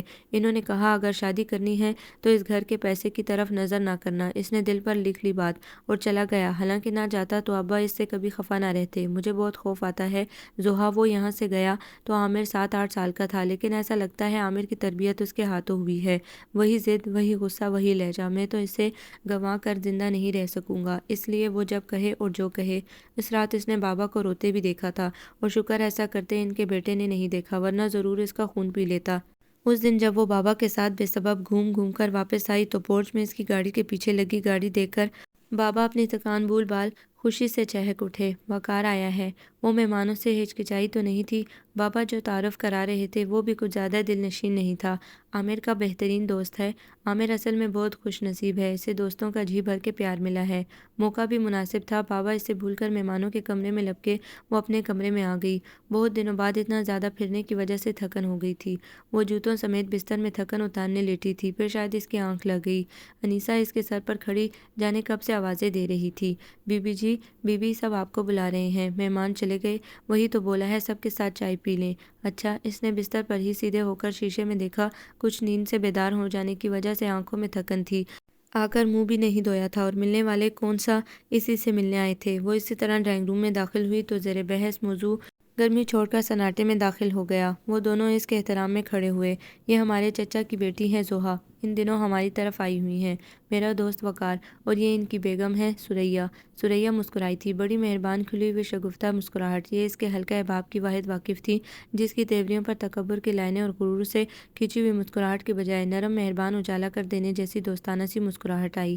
ارے عامر، تمہاری کزن بہت پیاری ہے۔ اچھا۔ لمحہ بھر کے لیے فضا عامر کے قابو سے باہر ہو گئی۔ ثریا محبت سے دیکھ رہی تھی، شرارت مبہم سی، اور اس کا شوہر جیسے فضا میں پھیلی پراسراریت میں بہت مگن ہو گیا تھا۔ وہ ایک دم سنجیدہ ہو گیا۔ اور چائے تو بناؤ، ٹھنڈی ہو رہی ہے۔ نواز کو تم نے واپس بھیج دیا؟ جیسے وہ ذکر بہت غیر اہم، رسمی اور فضول ہی تھا۔ وقار کھل کر مسکرایا۔ اب ثریا بیگم کے لیے الجھن پیش آ گئی ہے، بہت سی باتیں ان سے برداشت کرنا مشکل ہو جاتا ہے۔ ایسا کیجیے، عامر نے اسے ٹوکا، کچھ دیر کے لیے بولنا بند کر دیجیے اور ہماری خاطر مدارت کیجیے۔ ٹھیک ہے، نہیں بولتی۔ تم ادھر آ جاؤ زوہا، تم نے تو بولنے پر پابندی نہیں لگائی نا؟ اصل میں عامر مجھے بولنے نہیں دیتا۔ میں بابا کو اچھی اچھی لڑکیوں کی لسٹ دے رہی تھی، خود تو ہونٹ سی کر بیٹھا ہے اور چاہتا ہے میں بھی سی لوں۔ بیچارے لوگ۔ بابا، ان کا بزنس آج کل نہیں چل رہا، یہ کاروبار منافع بخش ہے۔ ثریا بیگم نے اب اس میں ہاتھ ڈالا تھا۔ واہ! ثریا جھنجھلانے لگی۔ بابا یہ سیدھی طرح کیوں نہیں کہتا؟ خود کو کچھ سمجھتا ہے؟ آسمانوں پر پہنچے ہیں ان کے معیار۔ اچھا، آپ کو کیسی لڑکی پسند ہے؟ جیسی میری بیٹے کو پسند ہے۔ اس کا مطلب کوئی نہیں۔ ٹھیک ہے، اتنی اچھی لڑکی بتائی تھی، نکل گئی تو خود ہی پچھتائیں گے۔ زوہا کو یہ محفل بعد مدت کی مزہ دے گئی۔ کس قدر پسپائی تھی عامر کے چہرے پر، بار بار بدلتا ہوا رنگ لوگوں کے سامنے آپ خوب ہی باوقار، بردبار، اور سارے مشکل تاثرات چہرے پر سجائے لوگوں کو جھڑکنے میں مشغول رہتے ہیں۔ اور ایک ایسا بے تکلف واقف جو ذرا بیوقوف بھی ہو، کس طرح سب کے سامنے آپ کا ذرا بکتر ریزہ ریزہ کر ڈالتا ہے، اور آپ کر بھی کیا سکتے ہیں؟ پلیز ذرا دو انکل کو چائے۔ بیوقوف دوست کی ساری توجہ چینی دان چائے دان کی طرف مبذول ہو گئی۔ وہ پیالی دے کر پلٹی تو اس کے ہاتھوں میں دوسری پیالی تیار تھی۔ عامر کی۔ عامر اس کی طرف متوجہ نہیں تھا۔ اس وقت اس کے چہرے پر ہلکی سی برہمی تھی۔ اسے غالباً کسی اجنبی لڑکی کے سامنے یہ موضوع پسند نہیں تھا، لیکن ثریا جیسی لڑکی کو تالو زبان سے وابستہ رکھنا ذرا مشکل لگتا تھا۔ اب بہرکیف قصوروار وہ تو نہیں، مہمان کو دو پہلے، جیسے اسے تنبیہ کرنے کا کوئی موقع ہاتھ لگ گیا۔ پسپائی کا یہ انداز اسے بالکل نہیں بھایا، جب آپ اپنی خفت مٹانے کو بلا وجہ کسی پر چڑھ دوڑتے ہیں۔ آ رہی ہے میری، تم لو۔ وقار سستی سے پاؤں پسارے بابا کو اپنے بزنس کی موجودہ تفصیلات سے آگاہ کر رہا تھا، جس کے بارے میں مشکوک سا ایک بیان ابھی عامر کی طرف سے آیا تھا۔ اب بہرکیف وہ پیالی کو ہوکے کی طرح لیے پھر عامر کی طرف پلٹی۔ وہ متوجہ نہیں تھی۔ آپ اگر ناپسندیدہ افراد کے سامنے ایکسپوزڈ ہو گئے ہیں تو اس میں میرا کچھ قصور؟ اس نے چائے واپس ٹرالی پر رکھی اور واپس اپنی جگہ پر جا بیٹھی۔ لمحہ بھر کے لیے اس کی نگاہ اٹھی تھی۔ پتہ نہیں یہ انانیت تھی یا برہمی، اس کی کھوجتی پرکھتی جائزہ لیتی آنکھیں اس کے ارادے پڑھنے کے لیے کچھ دیر اس پر جمی تھی۔ پھر وہ بحث میں کود پڑا۔ اچھا مسز ثریا وقار، مجھے تھوڑا سا کام تھا، آپ لوگ باتیں کیجیے۔ وہ معذرت کا جواب اور چائے کی پیالی لیے بغیر غائب ہو گئی۔ اب اسے کرنا بھی کیا تھا؟ یوں ہی اس نے لاؤنج میں بیٹھ کر ریموٹ سنبھال لیا۔ اس کو بابا بیچاروں کی الجھنوں میں اضافہ کرنا اچھا بھی نہیں لگتا تھا۔ اب وہ اس کو بد تہذیب، بدتمیز اور بد اخلاقی کے لیبل سے بچانے کے لیے پتہ نہیں اس کی طرف سے کیا کیا معذرتیں کر رہے ہوں گے۔ وہ بہت زیادہ لوگوں سے تو واقف بھی نہیں، لیکن پتہ نہیں وہ کون ہوگی جس کو ذہن میں رکھ کر اس قدر اصرار ہو رہا تھا۔ وہ گاڑی والی حسین سی لڑکی، پھوپھی کی لڑکی یا شاید کوئی اور؟ کس قدر اشتیاق تھا اسے۔ کاش زیر بحث لڑکی وہ بھی دیکھ سکتی۔ کسی ان دیکھے آدمی کا ذکر سن کر آدمی کا جی چاہتا ہے نا اس سے ملے۔ اب وہ مسلسل باتیں کر چکنے کے بعد رخصت ہو رہے تھے۔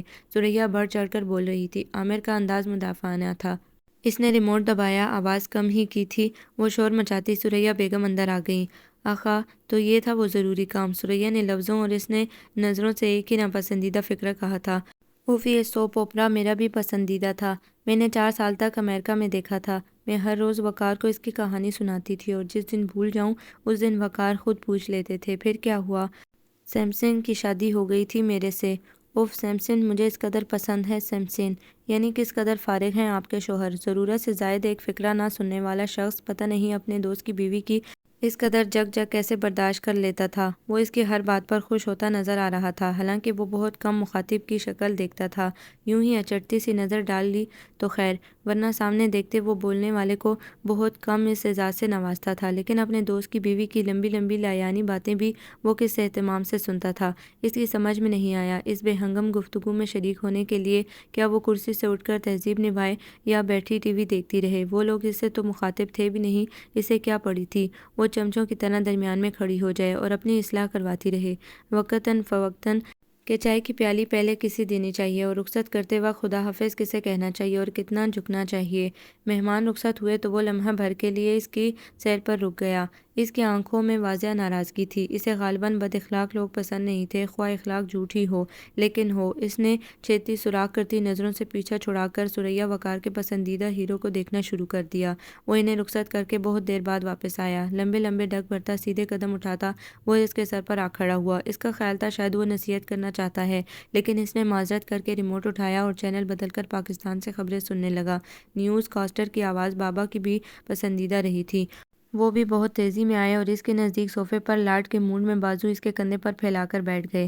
پتہ نہیں یہ مردوں کو خبریں سننے کا کیا شوق ہوتا ہے، حالانکہ جھوٹ کے اس پلندے سے خیر کی خبر تو کبھی نشر ہی نہیں ہوتی۔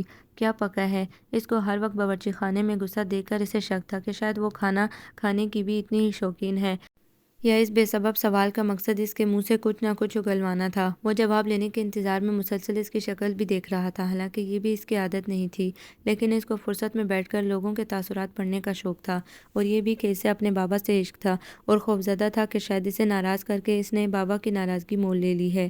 کیا پکا تھا اس نے مختصراً بتا دیا۔ پھر کہو نا اکبر سے لگائے کھانا۔ یہ عجیب سا گھر تھا، صرف مردوں والا۔ یہاں رہتے بھی مرد تھے، کام بھی مرد کرتے۔ ایک اکیلی عورت جو ملازم تھی، وہ بھی اس کی طرح یوں ہی کچھ عرصے کے لیے رہنے چلی آئی تھی، لہٰذا اس کے ذمے از خود وہ کام آ گئے جو پہلے غالباً الادین کا جن کیا کرتا تھا۔ بابا کی الماری، ان کی کتابیں، کپڑوں کے ٹوٹے بٹن ادڑی سلائیاں، سلاد اور چٹنی، دھوبی کا حساب، اور ان کاموں میں وہ اس طرح الجھ کر رہ گئی تھی کہ واپس جانے کے لیے اس کے پاس کوئی راہ ہی نہیں بچ رہی تھی۔ ان سب چیزوں کو کون سنبھالے گا، اور خود بابا کو ان کو کون سنبھال سکے گا اب؟ بابا کو صرف اپنے اکلوتے سپوت کی فکر تھی کہ کہیں وہ بھی عبرت کی مثال اس کے ابا کی طرح، گو بابا یہ بات زبان سے نہیں کہتے تھے لیکن خاندان کی تاریخ میں یہ صفحہ پڑھ پڑھا کر سب کو ہلاتا رہتا تھا۔ اور اب تو زحا موجود تھی جس کو دیکھ کر ہر وقت یاد آتا رہتا تھا، کاش اس کے اس گھر سے جانے سے پہلے کوئی اچھی لڑکی، لیکن پھر جیسی بھی لڑکی ہو وہ اسے گھر لے آئے۔ وہ کبھی زحا کی طرف بھی دیکھتے تھے، پڑھ لکھ جانے کے باوجود اس میں شہر جیسی تیزی نہیں آئی تھی، وہی گاؤں والا بے ساختہ پن۔ پھٹ سے منہ پر جواب دے دیا، جس سے جی نہ چاہا اس سے بات بھی نہ کی، منہ بھی نہ لگایا۔ اب ایک اچھا بھلا لڑکا گھر میں موجود ہے، باغ پھولوں سے بھرا ہوا ہے، لیکن یہ نہیں کہ پھول کمرے میں سجائے جا رہے ہوں، کبھی غلطی سے شرما کر ہی دکھا دیا ہو، کوئی دل منہ لینے والی بات ہی کی ہو، اور لڑکا خود اسی قدر اکھڑ مزاج ہی سے تو فرصت ہی نہیں، سارا دن باہر گزار کر پلٹتا تو سارا گھر سو چکا ہوتا تھا، ماربل کی سیڑھیوں پر دھپ دھپ کرتے اس کے قدم دروازے سے کمرے تک جا کر معدوم ہو جاتے، وہ اسی کے سامنے ہوتا بھی تو کوئی شوق فکرہ، کوئی برجستہ بات، جیسے ساری خوش اخلاقی وہ باہر ہی برت کر خالی ہاتھ اندر آ جاتا۔ بابا ٹھنڈی آ پڑتے، جو عموماً خود سے دیر تک الجھنے کے بعد بھری جاتی تھی، پھر مونچھوں کے کنارے مسلنے لگتے، اسے ان کا مونچھوں سے کھیلنا بہت اچھا لگتا تھا۔ اس دن بابا نے چائے منگوائی تھی، اس شرط کے ساتھ بنائے گی بھی زحا اور ساتھ بیٹھ کر پیے گی بھی زحا۔ بابا کو لوگوں کو اہم بنا دینے میں کمال حاصل تھا، آپ اتنے ہی تو اہم ہیں کہ آپ کے بغیر پتہ بھی نہیں ہلتا۔ وہ ٹرالی سجا کر چہکی تو وہ بابا کے کمرے میں موجود تھا، بہرکیف وہ اس کے گھر میں موجودگی سے لاعلم بھی تھی، اور ان نظروں کا سبب جاننے سے تو قطعی لاعلم تھی، جو برہمی سے اس کی طرف اٹھی بھی تھی اور گری بھی۔ آپ چائے پئیں گے؟ اس نے کسی سبب کے بغیر ہی برہمی کو قبول کرنے سے انکار کر دیا تھا۔ عامر نے اسے سر سے پاؤں تک گھورا، شاید وہ اسے بتانا چاہتا تھا کہ اس کا رویہ نامناسب ہے۔ میرے بہت سے رویے نامناسب ہیں، سمیت میرے اس گھر میں قیام کے۔ میں ان طور طریقوں کے عادی ہونا بھی نہیں چاہتی، کہیں تو رہوں نہ آخر 3 میں یا 13 میں۔ بابا کو اپنی تربیت پہ بڑا ناز تھا، نہیں اس سے اس بد تہذیبی کی امید بھی نہیں تھی۔ انہیں لگا شاید اس نے سنا ہی نہیں، وہ بابا کی پیالی کو میز پر رکھ کر پلٹی ہی تھی کہ انہوں نے ٹوک دیا، عامر اس نے تم سے چائے کا پوچھا تھا؟ ہاں، نہیں تھینک یو۔ اس نے اس کے مختصر ترین معذرت کے مخصوص الفاظ اس کو لوٹا دیے، کس قدر بیگانگی اور سرد مہری سے۔ اس نے کبھی لوگوں سے یوں ہی امیدیں وابستہ بھی نہیں کی تھی، اس کے باوجود اسے لگا جیسے بائیں طرف کچھ کرچی کرچی ہوا ہے۔ بابا نے کسی اچانک دھر آنے والی سوچ کے ساتھ باری باری دونوں کی طرف دیکھا، وہ ٹرالی پر جھکی اپنی پیالی میں چائے ڈال رہی تھی، وہ اس کا چہرہ تو نہیں دیکھ سکے۔ بے ساختگی ہی میں انہوں نے اپنے بیٹے کی طرف دیکھا، کسی کو بے سبب ایذا پہنچا کر خوش رہنے کی کیفیت نے اسے سرشار سا کر رکھا تھا۔ بس ایک لمحہ اس نے بابا کی نگاہیں اپنے اوپر جمی دیکھی اور پھر اپنے خول میں محفوظ ہو گیا، صرف لمحوں ہی میں وہ اپنی آنکھوں سمیت چہرے کے ہر تاثر پر قابو پا چکا تھا۔ بابا کی کمر کسی انجان بوجھ سے ٹوٹنے لگی، انہوں نے سرہانے رکھے کشن کا سہارا لیا اور جیسے کسی گہری سوچ میں غرق ہو گئے۔ انہیں اپنے تاثرات چھپانے میں بیٹے جتنا کمال حاصل نہیں تھا، پھر غالباً وہ گم و گو کی کیفیت سے نکل کر کسی حتمی نتیجے پر پہنچ گیا تھا، کیونکہ سجی بنی ندا اب اس کے ساتھ بغیر وقفوں کے نظر آنے لگی تھی، اور تھی کیا وہ؟ اپنے طبقے کی مخصوص نمائندہ دولت مند گھرانے کی مغرور لڑکی، جس کی تربیت میں لوگوں کو حقارت سے دیکھنا قابل فخر کارنامہ ہوتا ہے، جس کے نزدیک بڑائی کا سارا معیار یہ ہو کہ آپ کتنے لوگوں کے سروں سے گزرتے ان کو رونتے آسمان چھو سکتے ہیں۔ وہ تو بابا کو بھی بہت زیادہ خاطر میں نہیں لاتی تھی، جتنی دیر وہ ان کے ہاں ٹھہرتی اور عامر کو تیار ہو کر باہر آنے کا موقع دیتی، بیٹھی بیٹھی زحا کی معلومات میں دھڑا دھڑ اضافہ کرتی جاتی۔ ڈیمی مور کا تازہ اسکینڈل، رابرٹ ریڈ فورڈ سنوب ہے، ایل پیچینو گنجا ہو گیا ہے، جسے وہ ان سب سے تازہ ملاقات کر کے آئی ہے۔ مس ورڈ نے کوئی C8 سائن کی ہے، امریکہ کی ان دنوں مہنگی ترین ماڈل، اور یہ بھی کہ شارک نے صرف ایوننگ میک اپ کے 5,000 روپے لیے، اور گزشتہ روز جو پارٹی تھی، حالانکہ اس میں وہ اتنی اچھی لگ بھی نہیں رہی تھی، پھر بھی سب لڑکیاں اس سے جل رہی تھی۔ دراصل اچھا لگنا صرف ہمارا ہی مسئلہ ہے، لوگ تو اس طرف توجہ ہی نہیں دیتے، ان کے خیال میں تو یہ بیکار بات ہے، حالانکہ ہماری شخصیت، ہمارا لباس، ہماری ذات، سب کچھ کس قدر اہم ہے۔ واقعی اس کے نزدیک ندا رحیم اہم تھی کہ نہیں، لیکن وہ کمال کی صابر سامع تھی، اور وہ کسی حد تک اسے یقین دلانے میں بھی کامیاب ہو گئی تھی کہ وہ اس سے بری طرح متاثر ہو چکی ہے، اور جتنی بھی تعریفیں اس نے اپنی کی ہیں، ان سب پر اس کا بھی اس قدر ایمان ہے، لہٰذا یہ سمجھانا بھی اس کا فرض تھا کہ عامر کو گھریلو لڑکیوں سے سخت نفرت ہے۔ دراصل ندا رحیم جیسی لڑکیاں اس کا آئیڈیل ہیں، پتہ نہیں جیسی سے کیا مراد تھی، اس جیسی سب کی سب یا وہ اکیلی؟ پھر وہ سیڑھیاں اترتا نیچے آتا، نپے تلے قدم گن گن کر رکھتا، ایک نظر غور سے خاموشی اور ضبط کی اعلیٰ مثال بنی زحا کی طرف دیکھتا اور باہر نکل جاتا۔ شاید ندا رحیم درست کہتی ہو، اسے گھریلو لڑکیاں اپنے معیار سے گری کوئی فضول چیز لگتی ہیں۔ حالانکہ آپ کی رائے کس نے مانگی ہے بھائی؟ ہنکارا بھر لینے اور عدم دلچسپی کا اظہار کر لینے کے باوجود اسے رات تک عجیب سی چیز بے آرام رکھتی۔ اس کا کسی چیز میں دل لگتا، نہ سونے کو جی چاہتا۔ وہ لاؤنج میں ٹی وی چلا کر ایک کے بعد ایک چینل بدلتی رہتی، حتیٰ کہ ٹی وی روم کے کھڑکی کے شیشوں پر ایک مخصوص انداز میں روشنیوں کا دائرہ بنتا اور خود کو ڈانٹ ٹپٹ کرنے اور ہر طرح سے جھڑکنے کے باوجود سب کچھ اتل پتل ہو جاتا۔ کار کا دروازہ بند کرنے اور گھر کا دروازہ کھولنے کی آواز کے ساتھ ہی سیڑھیوں پر اس کی دب دب سنائی دیتی۔ اس کے بعد اوپر والے کمرے میں امن ہو جاتا اور نیچے جنگ۔ کتنی دیر وہ بے قابو ہوتے، دل کو لعنت ملامت کرتی، انا اور خودداری کے سبق سکھاتی رہتی۔ اس دن بھی وہ کشمکش کے آخری مراحل سے گزر کر خود سے الجھتی آنسو روک رہی تھی۔ اچانک اسے لگا اس کے پاس کوئی کھڑا ہے۔ اس نے گھبرا کر آنکھیں کھول دیں۔ اس کے وہم و گمان میں بھی نہیں تھا کہ وہ آنکھیں کھولے گی تو اسی کو سر پر کھڑا پائے گی، اور وہ بھی اس وقت جب ساری جدوجہد میں ناکام ہو کر آنسو پھسلتے ہوئے نیچے تک آ گئے ہوں۔ کیا ہوا؟ وہ کافی ٹیبل سے کچھ اٹھانے کو جھکا تھا۔ اسے دیکھ کر حیران سا رہ گیا۔ کچھ نہیں، اس کا خیال تھا جواباً اسے تلخ سے جواب ملے گا، لیکن وہ تو سکون سے اس کے برابر والی کرسی پر آ بیٹھا۔ کیوں رو رہی ہو؟ ویسے ہی مجھے عادت ہے رات کو رونے کی، اس نے اکتا کر کہا تھا۔ اچھا، رات کو کیوں؟ دن میں کیا مصروفیات ہوتی ہیں آپ کی؟ دن بھر میں آپ کی گرل فرینڈ سے اس کی ذات کی مدح سنتی رہتی ہوں۔ ارے اچھا، واقعی؟ اس نے اپنے مخصوص انداز میں اسے دیر تک دیکھا تھا۔ علاوہ ازیں سوتے میں بولنے کی تو عادت نہیں آپ کو؟ کچھ ناقابل یقین سی باتیں کر رہی ہیں۔ وہ کافی دیر چپ رہی۔ اس کا خیال تھا وہ خود ہی اٹھ جائے گا تنگ ہو کر، لیکن اس کا ایسا کوئی ارادہ نہیں لگ رہا تھا۔ اس نے کتنی دیر بعد سر اٹھایا۔ شاید میں نے آپ سے پہلے بھی کہا تھا۔ میں دراصل وہ اٹکی، میں واپس جانا چاہتی ہوں، اور شاید اس دن میں نے آپ کو جواب بھی دے دیا تھا۔ بابا سے کہہ دیا ہے؟ نہیں پلیز آپ کہہ دیں، میری ہمت نہیں پڑتی۔ اچھا، اور انہیں پریشان کرنے کی ساری ذمہ داری مجھ پر عائد ہوتی ہے؟ کیسے وہ چھوڑ آئیں آپ کو؟ اور کس کے پاس اس لیے رو رہی تھی؟ کون یاد آ رہا ہے وہاں؟ اس کے لہجے میں بات سمجھانے کا عنصر طنز میں ڈھل گیا۔ وہ اچانک کھڑا ہو گیا۔ اور ہاں، ایک بات، رات سونے کے لیے ہوتی ہے۔ میری گرل فرینڈ کو آپ سمجھا دیجئے، وہ آپ کی رات کی نیندیں حرام کرنے کا سبب نہ ہی بنے تو بہتر ہے۔ وہ دنگ رہ گئی۔ اس نے کیا سمجھا تھا اور کیا جتا گیا تھا؟ اب وہ اس کے پیچھے بھاگتی بھی جائے اور اپنی وضاحتیں بھی کرے تو مزید مجرم لگے گی۔ کتنی خفت ہوئی اسے اپنی ذات سے۔ وہ کیوں منہ کھول دیتی ہے آخر؟ بے سوچے سمجھے اسے لگا اب تو اس سے بغیر کیف چلے ہی جانا چاہیے۔ اب تو وہ اس کا بار بار سامنا بھی نہیں کر سکے گی۔ پھر وہ بابا کی خوش آمدید کرتی راہ ہموار کرنے کی کوشش ہی کر رہی تھی کہ پتہ چلا اکبر صاحب فراموش ہو گئے ہیں، اور آج ہی کے دن اس نے بے شمار افراد کو کھانے پر مدعو کر رکھا تھا اور بابا کی دی ہوئی ساری تجویزیں ایک ایک کر کے رد کرتا جا رہا تھا۔ ہوٹلوں کا کھانا اب اسٹارٹس 9 لیتے کرتے ہیں۔ کیٹرنگ سروس والے افراتفری میں کچھ نہیں کرتے۔ نواز، پوا، رشیدہ، ضحیٰ، کمال، وہ بات کرتے ایک دم خاموش ہو گیا۔ پتہ نہیں یہ مناسب بھی ہے کہ نہیں، کہیں انہیں برا نہ لگے۔ وہ بڑبڑانے لگا۔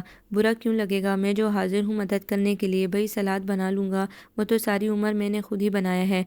تم ضحیٰ کو آزما کر تو دیکھو۔ وہ بظاہر بے توجہی سے اپنے آپ میں مگن تھی۔ اسے بابا کا یہ انداز اچھا بھی نہیں لگ رہا تھا۔ وہ پوہڑ بیٹیوں کی ماؤں کی طرح لوگوں کے سامنے اس کا قصیدہ پڑھ رہے تھے۔ ابھی کل ہی وہ خوش فہمی کے جال میں ڈوبا تھا، آج وہ انواع اقسام کی نعمتیں پکا کر اس کے آگے ڈھیر کر دے اور خواہ مخواہ خوش آمدی کہلائے۔ عامر نے لمحہ بھر کے لیے اس کی طرف دیکھا۔ اس کی عدم دلچسپی ناگواری کی حد تک بری لگ رہی تھی، اور جب بابا کیٹرنگ سروس والے قصے پر راضی ہو گئے تھے تو دفعتاً اس نے کھانا پکانے کی حامی بھر لی۔ وہ اب بھی اس کے حلقہ احباب میں شامل نمونوں کی خاطر مدارت کے لیے دل سے آمادہ نہیں ہو رہی تھی، لیکن کبھی کبھی بابا بغیر جانے بوجھے اسے تمغے کی طرح سینے سے لگا کر اس پر اترانا شروع کر دیتے تو اس کے پاس سوا اس کے کہ ان کا مان رکھ لے اور کوئی چارہ ہی نہیں رہتا تھا۔ 2 دن تک باورچی خانے میں چولہے کے پاس کھڑے رہنے کے بعد یہ ڈنر اس قابل ہو سکا تھا کہ وہ سروس والوں کے حوالے کر سکے۔ سریا اور وقار حسب عادت پہلے آئے تھے، اور آتے ہی سریا نے ضحیٰ کی شان میں نثری قصیدہ کہا تھا کہ آج کے دن وہ ہر سابقہ دن سے زیادہ خوبصورت لگ رہی تھی، اور اس نے بہت اچھا کیا جو اس گھر کا باورچی خانہ سنبھال لیا وغیرہ۔ بڑا جاندار فنکشن تھا۔ وہ اکا دکا لوگوں کے سوا کسی سے واقف بھی نہیں تھی، لیکن مردم بیزاری کا لیبل لگوا کر غائب بھی نہیں ہونا چاہتی تھی۔ بلا شبہ اس قسم کی گیدرنگ کی وہ عادی نہیں تھی۔ مہمان ابھی پورے نہیں آئے تھے، لیکن مسلسل آ ضرور رہے تھے۔ وہ نسبتاً تاریک کونے میں بیٹھی آنے جانے والے لوگوں کو نہایت فرصت سے دیکھتی اور دل ہی دل میں ان کے بارے میں کوئی رائے قائم کرتی جا رہی تھی۔ کتنا اچھا لگ رہا تھا۔ اس کے ہاتھ سلیمانی ٹوپی آ گئی تھی۔ وہ کسی کو نظر نہیں آ رہی تھی اور سب کو دیکھ رہی تھی۔ آج عامر کا دن تھا۔ بے انتہا بشاشت سے مسکراتے آنے والے مہمانوں کو ریسیو کر کے کرسی تک بٹھاتے بھی۔ بڑی بےتابی سے اس کی نظریں کسی کی تلاش میں چاروں طرف گھوم رہی تھی۔ وہ خوشبوؤں اور روشنیوں کا منبع ندا رحیم پتہ نہیں اب تک کیوں نہیں آئی تھی۔ ترسا تڑپا کر آنے سے ذرا وقت بڑھ جاتی ہے۔ وہ اتنی اہم تو نہیں تھی کہ اس اندھیرے میں کسی اور کو نظر آتی، لیکن بابا نے اسے ڈھونڈ لیا تھا۔ ان کی نظر میں تو خوشبوؤں اور روشنیوں کا مرکز وہی تھی۔ وہ اس کے پاس آ بیٹھے۔ کس قدر مہربان، باوقار اور خوبصورت لگتے تھے بابا، ساری محفل میں سب جوانوں پر حاوی، سارے لان، درختوں اور کمکموں کی خوبصورتی۔ کتنا خوش ہے آج عامر، وہ اس کی میز پر اس کے برابر بیٹھتے ہوئے بولے تھے۔ اسے بابا کی آواز میں اس پر کیا فخر بہت اچھا لگتا تھا۔ خوش تو آپ بھی بہت ہیں، ہاں بہت۔ ابھی میں نے باورچی خانے میں پتیلوں کے ڈھکن اٹھا کر دیکھا، اتنے کا تو مجھے یقین ہی نہیں تھا۔ او بابا، وہ بات کا موضوع بدلے جانے پر سرخ پڑ گئی۔ رنگ تو دفعتاً بابا کا بھی بدلا تھا، لیکن یہ خوشی کے رنگوں میں سے نہیں تھا۔ اور جب اس نے بابا کی نظروں کے تعاقب میں عامر کو ندا رحیم کی سنگت میں ہنستے کھلکھلاتے اندر آتے دیکھا، وہ اس سے دیر سے آنے کا شکوہ کر رہا تھا، اور بابا پلک جھپکے بغیر اس کی طرف دیکھ رہے تھے۔ شاید آج رات اس ہنگامے کے بعد عامر میرے پاس آئے کسی لڑکی کا نام لینے۔ پتہ نہیں وہ کسی نتیجے پر کیوں نہیں پہنچ چکتا۔ میں نے ہی کچھ زیادہ ڈھیل دے دی ہے۔ اس کی ماں زندہ ہوتی تو وہ تھپڑ مار کر شادی کر دیتی۔ آپ کیوں نہیں مان لیتے؟ میں؟ انہوں نے لمحہ بھر کے لیے اسے غور سے دیکھا۔ تھپڑ تو مار لوں، لیکن کیا کہوں کہ اس سے کرو شادی؟ سخت اندھیرے میں بھی اسے اپنے چہرے پر خون چڑھتا محسوس ہوا۔ بابا اٹھ گئے تھے۔ اس نے پلٹ کر دیکھا۔ وہ ابھی تک بڑی بشاشت سے ندا سے باتیں کر رہا تھا۔ Lipstick, matching sheds, current, scandal, وہ اس کے سوا بھلا اور بات بھی کیا کر سکتی تھی؟ سفید کپڑوں میں بھاگتے دوڑتے بیرے میزوں کی طرف لپک رہے تھے۔ لوگ اپنے پسند کے گروپوں میں ادھر ادھر کھڑے منظر بلاک کیے ہوئے تھے۔ اس نے سوچا یہی نادر موقع ہے۔ خواتین و حضرات کے ملبوس کی مہک پر کھانوں کی خوشبو حاوی ہو رہی تھی۔ کوئی اس کی طرف متوجہ بھی نہیں تھا، لیکن ہوا یہ کہ جیسے ہی اس نے مخالف سمت میں ایک قدم اٹھایا، کسی نے قریب سے پکار لیا، کہاں جا رہی ہو؟ وہ بس اس سے اسی قدر سوال کرتا تھا، مختصر اور بے نیازانہ۔ لمبی لمبی باتیں تو وہ تسنہ سے بڑی سوسائٹی میں کر کے خوش ہو لیتا تھا۔ وہ کوئی جواب نہ بھی دے تو اس سے کوئی دلچسپی نہیں ہوتی تھی، لیکن ہوا یہ کہ بے پرواہی سے بغیر جواب دیے جاتی ضحیٰ کو اس نے ہاتھ پھیلا کر بازو سے جھٹکا دیا۔ ابھی سب لوگ بیٹھے ہیں اور یہ بدتمیزی ہے؟ وہ جھنجھلا رہا تھا۔ افسوس وہ اس کی تسلی کے مطابق کبھی تہذیب نہیں سیکھ پائی۔ کیا حرج ہے؟ آپ مجھے ڈسون کر دیجئے اور تعارف کرا دیجئے میرا کہ یہ بہت بدتمیز لڑکی ہے۔ وہ بہت دیر تک برہم انداز میں اس کی آنکھوں میں دیکھتا رہا۔ وہ اس کے اس انداز پر الجھنے لگا تھا۔ پھر وہ اس کو اسی طرح بازو سے کھینچتا لوگوں کی طرف لے چلا۔ خواتین و حضرات، اس سے قبل کہ آپ کھانا شروع کریں میں ان کا تعارف کرا دوں۔ وہ دگ سے رہ گئی۔ یہ بدلہ لینے کا کیا طریقہ ہے؟ سب کے سامنے ہی؟ سچ مچ ہی لوگ بڑی دلچسپی سے ان کی طرف متوجہ ہو گئے تھے۔ اس کا بازو اس کی گرفت میں تھا، وہ بھاگ بھی نہیں سکی۔ یہ میری کزن ہے۔ آج کا سارا کھانا انہوں نے تنہا بنایا ہے، بغیر کسی مدد کے، لہٰذا وہ لوگ جو شکریہ مہربانی کے لفظ بے دریغ لوٹا رہے تھے ان سے کہیں۔ حیران ہوتی مصنوعی چیخیں، حیرت، خوشی، غصہ جیسی فطری چیزوں کے لیے بھی الفاظ کا چناؤ ہمیں آقاؤں کے لہجے میں کرنا اچھا لگتا ہے۔ واؤ، کریم سوپ بھی، یہ لازانیہ بھی، اور پائی ڈش ہو، بیٹھ جاؤ اس جگہ۔ اب اگر تم نے اٹھ کر بھاگنے کی کوشش کی تو میں اسی کرسی پر رسی سے باندھ دوں گا۔ وہ اس کے کان میں منمنایا تھا۔ لال سرخ پڑتے چہرے کو روکتے یوں ہی اس کی نگاہ اٹھی اور بابا کی طرف پڑی۔ اس نے دیکھا ان کا چہرہ کسی خوشائند خواب سے جگمگا رہا تھا۔ ان کی خوبصورت مونچھوں کے نیچے ان کی مخصوص جاندار مسکراہٹ دبی تھی۔ کتنی دیر تک وہ اس کی بتائی ہوئی کرسی پر بیٹھی چاولوں کی پلیٹ سے کھیلتی اس کو ندا رحیم کے گرد والہانہ انداز میں چکر لگاتے دیکھتی رہی، حالانکہ اس نے کتنی مرتبہ کوشش کی تھی وہ یوں منہ اٹھا کر ہی نہ دیکھے۔ کیا واقعی یہ سارا کھانا آپ نے بنایا ہے؟ ندا رحیم مختارانہ انداز میں اس کی طرف دیکھتی پتہ نہیں کیا کہہ رہی تھی۔ اس کے سامنے بیٹھنے والا شخص کیا بولا تھا اسے یہ بھی سنائی نہیں دیا۔ پہلے آپ کو کبھی نہیں دیکھا، حالانکہ عامر میرا پرانا دوست ہے، میرا نام خالد ہے۔ وہ دور دراز کے علاقوں سے تعاقب کرتی اس کی نگاہیں بیزاری سے سامنے بیٹھے آدمی پر آ ٹکیں۔ پتہ نہیں وہ کیا پوچھ رہا تھا اور کس سے۔ آپ اکیلی بیٹھی بور ہو رہی ہیں؟ جی نہیں، میں بور نہیں ہو رہی، اس نے سپاٹ لہجے میں کہا تھا، لیکن وہ اٹھا نہیں۔ ابھی عامر نے بتایا یہ کھانا آپ نے پکایا ہے۔ گو ذاتی طور پر میں خواتین میں اس خوبی کا ہونا ضروری نہیں سمجھتا، لیکن خوبی تو کوئی بھی ہو خوبی ہوتی ہے نا۔ آپ کہاں پڑھتی رہی ہیں؟ میں نے BA کیا ہے، وہ روانی سے بولی تھی۔ ایم اے میں داخلہ لیا ضرور تھا لیکن پورا نہیں کیا۔ کچھ حالات ایسے ہو گئے تھے کہ مجھے فائنل سے پڑھائی چھوڑ کر آنا پڑا۔ اور کچھ بھی پوچھنا ہے آپ کو؟ بدتہذیبی کا یہ انداز عامر کو جھنجھلا دیتا تھا، لیکن اس کے دوست کو دنیا سے ماورا سی نظر آتی مخلوق نے بالکل ہی ریشہ ختمی کر دیا۔ وہ کتنی دیر اس کے پاس بیٹھا، بے تکے سوالات کی زد میں لیے رہا اور دور کھڑے عامر کو تشویش میں مبتلا کرتا رہا۔ پتہ نہیں وہ کیا نتیجہ اخذ کرنے کی کوشش کر رہا تھا۔ وہ اسے زبردستی یہاں بٹھا گیا تھا، اسے اٹھانے پر مجبور بھی نہیں کر سکتا تھا۔ اسے لگا وہ سن گن لینے کے بہانے کسی کو آواز دیتا، کسی سے کچھ کام کہتا پاس سے گزرا، لیکن شاید وہ اتنی دیر تک ان دونوں کے آمنے سامنے بیٹھا رہنے کا کوئی سبب دریافت نہیں کر سکا۔ وہ تنگ نظر نہیں تھا، اس لیے برا بھی نہیں مان رہا تھا، لیکن فکر مند ضرور لگ رہا تھا۔ پھر مہمان جانا شروع ہوئے تو اس کو ایک موقع مل ہی گیا۔ آ جائیے، مہمانوں کو رخصت کر دیں۔ اس نے مہمانوں کا استقبال نہیں کیا تھا، لہٰذا رخصت کرنے کی ذمہ داری اس پر عائد نہیں ہوتی تھی، اور وہ اس سے اس قدر بے تکلف بھی نہیں تھا۔ ارے، ثریا نے رخصتی کے وقت گلے لگاتے ہوئے کہا تھا، حد ہو گئی، یہ خیال مجھے پہلے کیوں نہیں آیا؟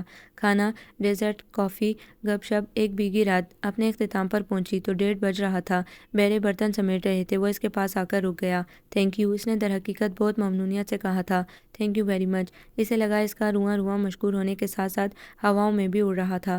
یہ دن اس کا دن تھا، اسے بے شمار خوشیاں ملی تھیں، اس کا ڈنر تباہ ہونے سے بچ گیا تھا، چاروں طرف سے اس پر محبتوں کی بارش ہوئی تھی، اور ندا رحیم اپنی تمام تر حشر سامانیوں کے ساتھ اس کو اپنی مکمل توجہ کا مرکز بنائے ہوئے تھی۔ اسے گمان گزرتا رہا کہ سوئمبر رچایا گیا، تیر بھی چل چکے ہیں، صرف اعلان کرنا باقی ہے۔ اب کہ تب اسے تو کوئی جلدی نہیں تھی، البتہ بابا جلد بازی کا مظاہرہ کر رہے تھے۔ مجھے خوف آتا ہے بیٹا، میں تمہیں تنہا دیکھتے دیکھتے گزر نہ جاؤں، اور اب تو مجھ پر دوہری ذمہ داری ہے، اور میں کسی کے لیے زبردستی کا قائل نہیں۔ یہ نہ سمجھنا میں اپنے چلے جانے کا ذکر بوڑھے باپوں کی طرح بلیک میلنگ کے لیے استعمال کر رہا ہوں۔ میرا مطلب ہے اگر زوہا نے اپنے گاؤں واپس جا کر رہنے کی ضد جاری رکھی تو مجھے وہاں اس کے ساتھ جا کر رہنا ہی پڑے گا، اور تم میری خواہش تھی، تم اس سے پہلے ہی کوئی فیصلہ کر لیتے۔ فیصلہ تو تمہیں کرنا ہے، اور جس کے حق میں بھی کرنا، یہ وہ لوگ بھی تمہارے واقف ہی ہوں گے۔ تمہارے آس پاس پھر دیر کیوں، کس کا انتظار ہے؟ وہ تھکن سے چور چور تھی، اور رات کو سونے سے پہلے اندھیرے میں کسی ہپنوٹائز کرنے والے کے لفظوں کی طرح بابا کے لفظ اس کے گرد گول گول گھومتے رہے۔ وہ ایسے ہی تھے، کھلے ذہن و دل کے مالک، فراغ آسمان کی طرح۔ ایسے ہی تمام تر اختیارات انہوں نے اسے بھی تفویض کیے تھے۔ وہ جہاں بھی ہیں اور جو بھی ہے، اگر وہ کہیں ہیں تو تم صرف انگلی اٹھا دو۔ واہ، گویا وہ ایسی ہی تو ارزاں تھی، اگر اس کے لیے کوئی آنا چاہتا ہے تو آئے، آگ کے دریا عبور کر کے پتھروں پر بڑھنا پا۔ پھر وہ سچ مچ آ ہی گیا۔ کلب میں باربیکیو تھا، بابا رات کی تھکان سے نڈال تھے، انہیں ہلکی ہلکی حرارت ہو گئی تھی۔ ثریا اور وقار نے ان سب کو ہی دعوت دی تھی۔ بابا نے معذرت فیصلہ کن انداز میں کی، اور اسے دیر تک منانا پڑا۔ اسے عامر کے گروپ سے وحشت سی ہونے لگی تھی، اور جس وقت عامر ناراض ہو کر سیڑھیاں چڑھتا اوپر جا رہا تھا تو بابا کے بقول اس کے سمت سے چنگاریاں نکل رہی تھی۔ پھر جب وہ نک سک سے تیار ہو کر ٹائی کی نوٹ سے کھیلتا نیچے اترا تو وہ اکیلا ہی ثریا وقار کی طرف جا رہا تھا۔ پھر دو التفاقات آنن فانن ہوئے۔ زوہا کو لگا اس کے گھٹنوں میں جان نہیں رہی، لیکن وہ دوسری دفعہ اس کی طرف دیکھنا بھی نہیں چاہتی تھی۔ وہ جلدی سے جس کرسی پر بیٹھی وہ اس ٹیلی فون کی میز کے بہت نزدیک تھی جس کے سامنے سے گزرتا عامر دنیا کو روند کر نکل جانے کی خواہش کر رہا تھا۔ اچانک ٹیلی فون کی گھنٹی بجی، دونوں نے ہی میکانیکی انداز میں ریسیور تھامنے کے لیے ہاتھ پھیلایا۔ فتح عامر کا مقدر تھی، لہٰذا اس کا ہاتھ ریسیور تک زیادہ تیزی سے بڑھا، لیکن کان سے لگاتے ہی جیسے اس سے سکتا ہو گیا۔ جیسے کسی ناقابل یقین لفظوں کے گرداب میں پھنسے وہ حیرت زدہ ایک ٹک زوہا کی طرف دیکھ رہا تھا، جیسے اسے بالکل اعتبار نہیں آ رہا تھا اور اعتماد کیے بغیر چارہ بھی نہیں تھا۔ تمہارا فون؟ اس کی آواز سے ابھی تک حیرت کی لرزش ختم نہیں ہوئی تھی۔ پھر وہ لمبے لمبے ڈھک بھرتا اسی رفتار سے باہر نکل گیا۔ ہیلو، میں خالد بول رہا ہوں۔ خالد کون؟ اوہ، زمین اس کے پیروں سے نکل گئی۔ گو اس کے لیے فون آنا روزمرہ نہیں تھا، لیکن سامنے بیٹھے بابا نے کسی دلچسپی یا تجسس کا اظہار نہیں کیا تھا۔ معاف کیجیے، ہے تو بدتمیزی، اور میں نے آپ سے اجازت بھی نہیں لی تھی۔ امید ہے آپ خفا نہیں ہوں گی۔ یہ سب کچھ بظاہر تو جلد بازی ہی لگتی ہے، لیکن اصل میں ایسا ہے۔ میری والدہ، وہ دراصل آپ کے بابا سے ملنا چاہتی ہیں، اور میں، یہ میری خواہش ہے بڑی شدید، امید ہے آپ رد نہیں کریں گی۔ کان اس کے آلے پر ٹکے تھے، لیکن آواز گنگ ہو گئی تھی۔ کتنی دیر اس کے چہرے سے بچھڑے رنگ گزرتے رہے، پھیکے، زرد، سفید، پیلے، پھٹک، حتیٰ کہ بابا کو مداخلت کرنا ہی پڑی۔ کون تھا بیٹا؟ خالد کل کی پارٹی میں تھا، مجھے معلوم بھی نہیں تھا وہ یہاں فون کرے گا۔ میں تو یوں ہی اس کرسی پر بیٹھی تھی اور یوں ہی میں سریا کی پارٹی پر نہیں گئی، لیکن بابا مجھے یقین ہے کہ عامر کو شک گزرا ہے، یہ سب سوچے سمجھے منصوبے کے تحت ہوا ہے۔ پتہ نہیں اس کو کس نے اجازت دی ہے مجھے فون کرے۔ کتنی دیر بابا اس کی بات سمجھتے اس کی آنکھوں میں دیکھتے رہے۔ ایک تو عامر کو شک کرنے کی عادت نہیں ہے، دوسرے اس کو ایسا کوئی حق بھی نہیں ہے۔ اس کا رنگ سرخ ہو گیا۔ بابا کی صاف گوئی کا بھی جواب نہیں۔ بابا نے اظہار خیال اصلی مسئلے پر نہیں ضمنی مسئلے پر کیا تھا، اور یہ ضمنی مسئلہ ہی دراصل اس کے اعصاب شل کر رہا تھا۔ تم کچھ غلط مت سمجھنا، میں اس قسم کا نہیں ہوں۔ عامر میرا بہت اچھا دوست ہے، وہ میری گواہی دے گا، یقین کرو، میری بات کا اعتبار کرو۔ اب گھر میں وقفوں سے بیل بجنے کی آواز سنائی دیتی رہتی تھی اور والدہ خالد بابا صاحب سے ملاقات کے لیے تشریف لا رہی تھی۔ فیصلے کی یہ گھڑی اس کے لیے قیامت بن کر آئی۔ مسئلہ کوئی اتنا اہم نہیں تھا، رشتے آتے رہتے تھے اور وہ قبول کر لیے جاتے یا رد کر دیے جاتے ہیں، لیکن چونکہ وہ لاوارث تھی اس لیے اس کے رشتے کے سلسلے میں ایک کمیٹی بٹھا کرتی تھی، پھوپھی، چچا، بابا اور خاندان بھر کی اولادیں۔ سنا ہے جس سے تمہارا رشتہ آیا بہت امیر ہے۔ بینا نے ان کے گھر کے معاملات میں دلچسپی لینا کبھی ترک نہیں کیا تھا۔ میں تمہیں بتا دوں، یہ رشتہ بہت اچھا ہے، اس نے اس کے چہرے پر اکتاہٹ کے تاثرات دے کر کہا تھا، اور یہ بھی بتا دوں کسی اور سے کوئی امید نہ رکھنا۔ لمحہ بھر کے لیے ضحک کی جھنجھلاہٹ ناقابل برداشت ہو گئی۔ کس کو کہہ رہی ہو؟ خود کو یا مجھے؟ معاف کرنا، میں اتنی ارزاں نہیں، میں یوں ہی امیدیں نہیں باندھ لیا کرتی۔ یہ پہلا موقع نہیں تھا کہ اس کے منہ سے بدتمیزی کے پھول جھڑے تھے، لیکن یہ پہلا موقع ضرور تھا کہ اسے احساس ہوا کہ اس نے خود کو ضرور اس قدر ارزاں کر لیا ہے کہ اس کو نصیحتوں کے بند پڑھ کر سنائے جا رہے ہیں۔ بابا نے تو سرسری سا تذکرہ کیا تھا، لیکن لوگوں نے بہت گہری دلچسپی لی، جیسے یہ ضحک کی حقیر فقیر زندگی نہ ہو بلکہ قوموں کے مستقبل کا سوال ہو۔ وہ دھم دھم کرتی اپنے کمرے میں چلی گئی۔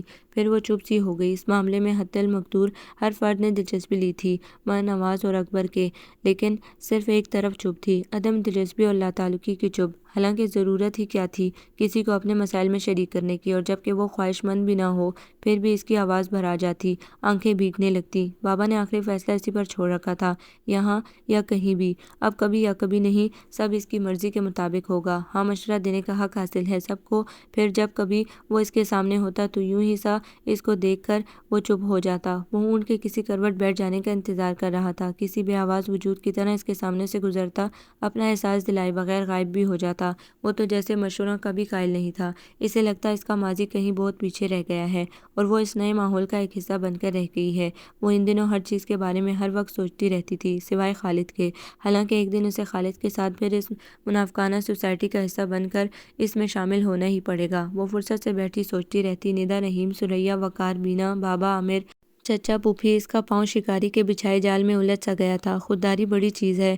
وہ تو کبھی اس کیو میں آ کر نہ کھڑی ہو جہاں ندا، رحیم، بینا اور اسی قسم کی دوسری خواتین باری کے انتظار میں لائن لگائے کھڑی ہیں۔ کتنی شدت سے اس کا جی چاہتا وہ اس کی غلط فہمی تو دور کر دے، لیکن ہوتا یہ کہ غلط فہمی دور کرتے کرتے انسان دوسروں کو کسی نئی غلط فہمی میں مبتلا کر ڈالتا ہے، اور اس کو اس مسئلے کی جزیات سے کوئی خاص دلچسپی بھی نہیں لگ رہی تھی۔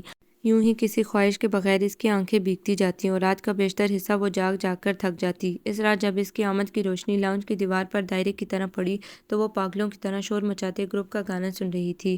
اس کے کان ہر روز کی اس ترتیب کے عادی ہو چکے تھے، دائرے کے بعد کار کا دروازہ بند ہونے کی دب، گھر کا دروازہ بند ہونے کی ٹھاک، اور پھر مضبوط قدم بندے بندے انداز میں دھم دھم۔ آج ترتیب میں کچھ رد و بدل ہوا تھا، اور جب تک وہ چونک کر صورتحال سمجھ سکتی وہ ریموٹ کنٹرول ہاتھ میں پکڑے اس کی آواز کم کر رہا تھا۔ اس وقت ساری دنیا سو رہی ہوتی ہے۔ اگر آپ کو نیند نہ آ رہی ہو تب بھی اس کو نصیحت کر کے واپس جانے کے بجائے اس نے وہیں کوئی کرسی سنبھال لی اور تیزی سے چینل بدلنے لگا۔ کیا اس وقت چائے مل سکتی ہے؟ وہ کوئی جواب دیے بغیر اٹھ کر چلی گئی۔ جب وہ ٹرے سمیت واپس آئی تو وہ اطمینان سے پاؤں پھیلائے جیسے کہیں بھی نہ جانے کے ارادے سے آ بیٹھا تھا۔ یہ گلوکار کون ہے؟ وہ حیرت زدہ سی رہ گئی۔ بھلا اس نے کب سے گلوکاروں کا ہسٹری جغرافیہ رکھنا شروع کر دیا تھا؟ اور تمہیں نیند کیوں نہیں آتی؟ رات کے 2:30 بج رہے ہیں۔ بس یوں ہی مجھے جاگنا اچھا لگتا ہے۔ جاگنا تو صرف اس وقت ہی اچھا لگتا ہے جب آپ جاگ کر کسی اچھے خیال کو برقرار رکھنا چاہتے ہوں اور ڈرتے ہوں کہ سونے سے تو وہ تصور ٹوٹ جائے گا۔ وہ اس کے عین سامنے بیٹھا تھا اور اس کے چہرے پر آتے یا جاتے کسی سرسری خیال کو بھی درگزر کرنے کے موڈ میں نہیں تھا۔ اس نے پٹری بدل لی۔ میں نے حقیقتوں کو قریب سے دیکھا ہے، ان کا سامنا کیا ہے۔ میں خیالوں کی دنیا میں نہیں رہتی۔ کبھی اس کے برعکس بھی ہوتا ہے، حقیقت کا سامنا کرتے لوگ خوابوں کی دنیا میں رہنے لگتے ہیں۔ آپ یہ کر سکتی ہیں، آپ بہت بلند ہیں اور خواب آپ کی سطح سے نیچے آ جاتے ہیں۔ وہ زچ ہو گئی۔ آپ کی چائے؟ اس نے پیالی تھماتے سوچا، کاش وہ بھی رات کے 2:30 گھر پلٹنے اور چائے مانگنے کے بارے میں اپنے نظریات اسے جتا سکتی۔ بیٹھ جاؤ، اس نے اس کی واپسی کے ارادے دیکھ کر روکا تھا۔ مجھے تم سے بات کرنی ہے۔ سارے جسم میں باغتا دوڑتا خون اس کے چہرے پر آ کر رک گیا۔ کسی بھی بات کے خیال سے اس کا دل لرزنے لگا۔ اسے آخرکار کچھ کہنا تھا۔ کیا بھلا وہ کیا کہے گا، اور کیا وہ سن بھی پائے گی کہ نہیں؟ اندر ہی اندر اس کو یہ خیال بھی کس قدر ڈرا رہا تھا کہ وہ اس کے عین سامنے تھا اور اس کے چہرے پر پھولتی شفق بڑے اہتمام سے دیکھ رہا تھا۔ اسے لوگوں کے دلوں کو چہروں سے ڈیکوڈ کرنے کا علم بھی آتا تھا۔ آج خالد میرے پاس آیا تھا۔ زن زن کرتے تیر جیسے اس کے آر پار ہو گئے۔ یہ کچھ سننے کے لیے تو اس کے کان خواہشمند نہیں ہوئے تھے۔ وہ کتنی دیر سکتے کی حالت میں رہ گئی۔ وہ جلدی کا خواہشمند ہے اور تم فیصلہ کرنے میں بہت دیر لگا رہی ہو۔ کتنی مدت بعد اسے یاد آیا تھا اس کے ماں باپ دونوں مر گئے ہیں۔ اس کا جی چاہا وہ روئے، چیخے چلائے، بین کرے جیسے اس کی بستی کی عورتیں کرتی ہیں۔ کتنی دیر تک وہ ماتم کناں سی حالت میں اسی طرح بیٹھی رہی۔ میرا نہیں خیال یہ خبر تمہارے لیے غیر متوقع ہے، اس نے اس کو اسی بے کیفی کے عالم میں ڈوبے دیکھ کر کہا تھا۔ یوں تو وہ تمہارا اچھا بھلا رازدار ہے۔ اب دیکھو، اپنی پڑھائی ادھوری رہ جانے کی بات بھی تم نے صرف اسی کو بتائی۔ ہمیں تو یہ بھی معلوم نہیں تھا۔ اس کو یہ بھی پتا ہوگا تمہارے ارادے اب کیا ہیں۔ آخر پھر وہ مجھ سے ہی جواب لینے پر کیوں اصرار کر رہا ہے؟ اس نے اسے بیٹھ کر کوئی بات نہیں بتائی تھی کبھی بھی، لیکن اسے کیا پڑی تھی وہ وضاحتیں کرتی؟ وہ تو سوال ہی کر دیتا ہے یوں ہی، جواب کا کبھی خواہشمند بھی نہیں رہا۔ اس کا تحکمانہ لہجہ اسے ہمیشہ چبھتا تھا۔ میری طرف سے جواب بابا دیں گے، وہ جو بھی کہیں۔ اچھا، بڑی مشرقی لڑکی ہو۔ مشرق کی لڑکی ہونا بری بات ہے؟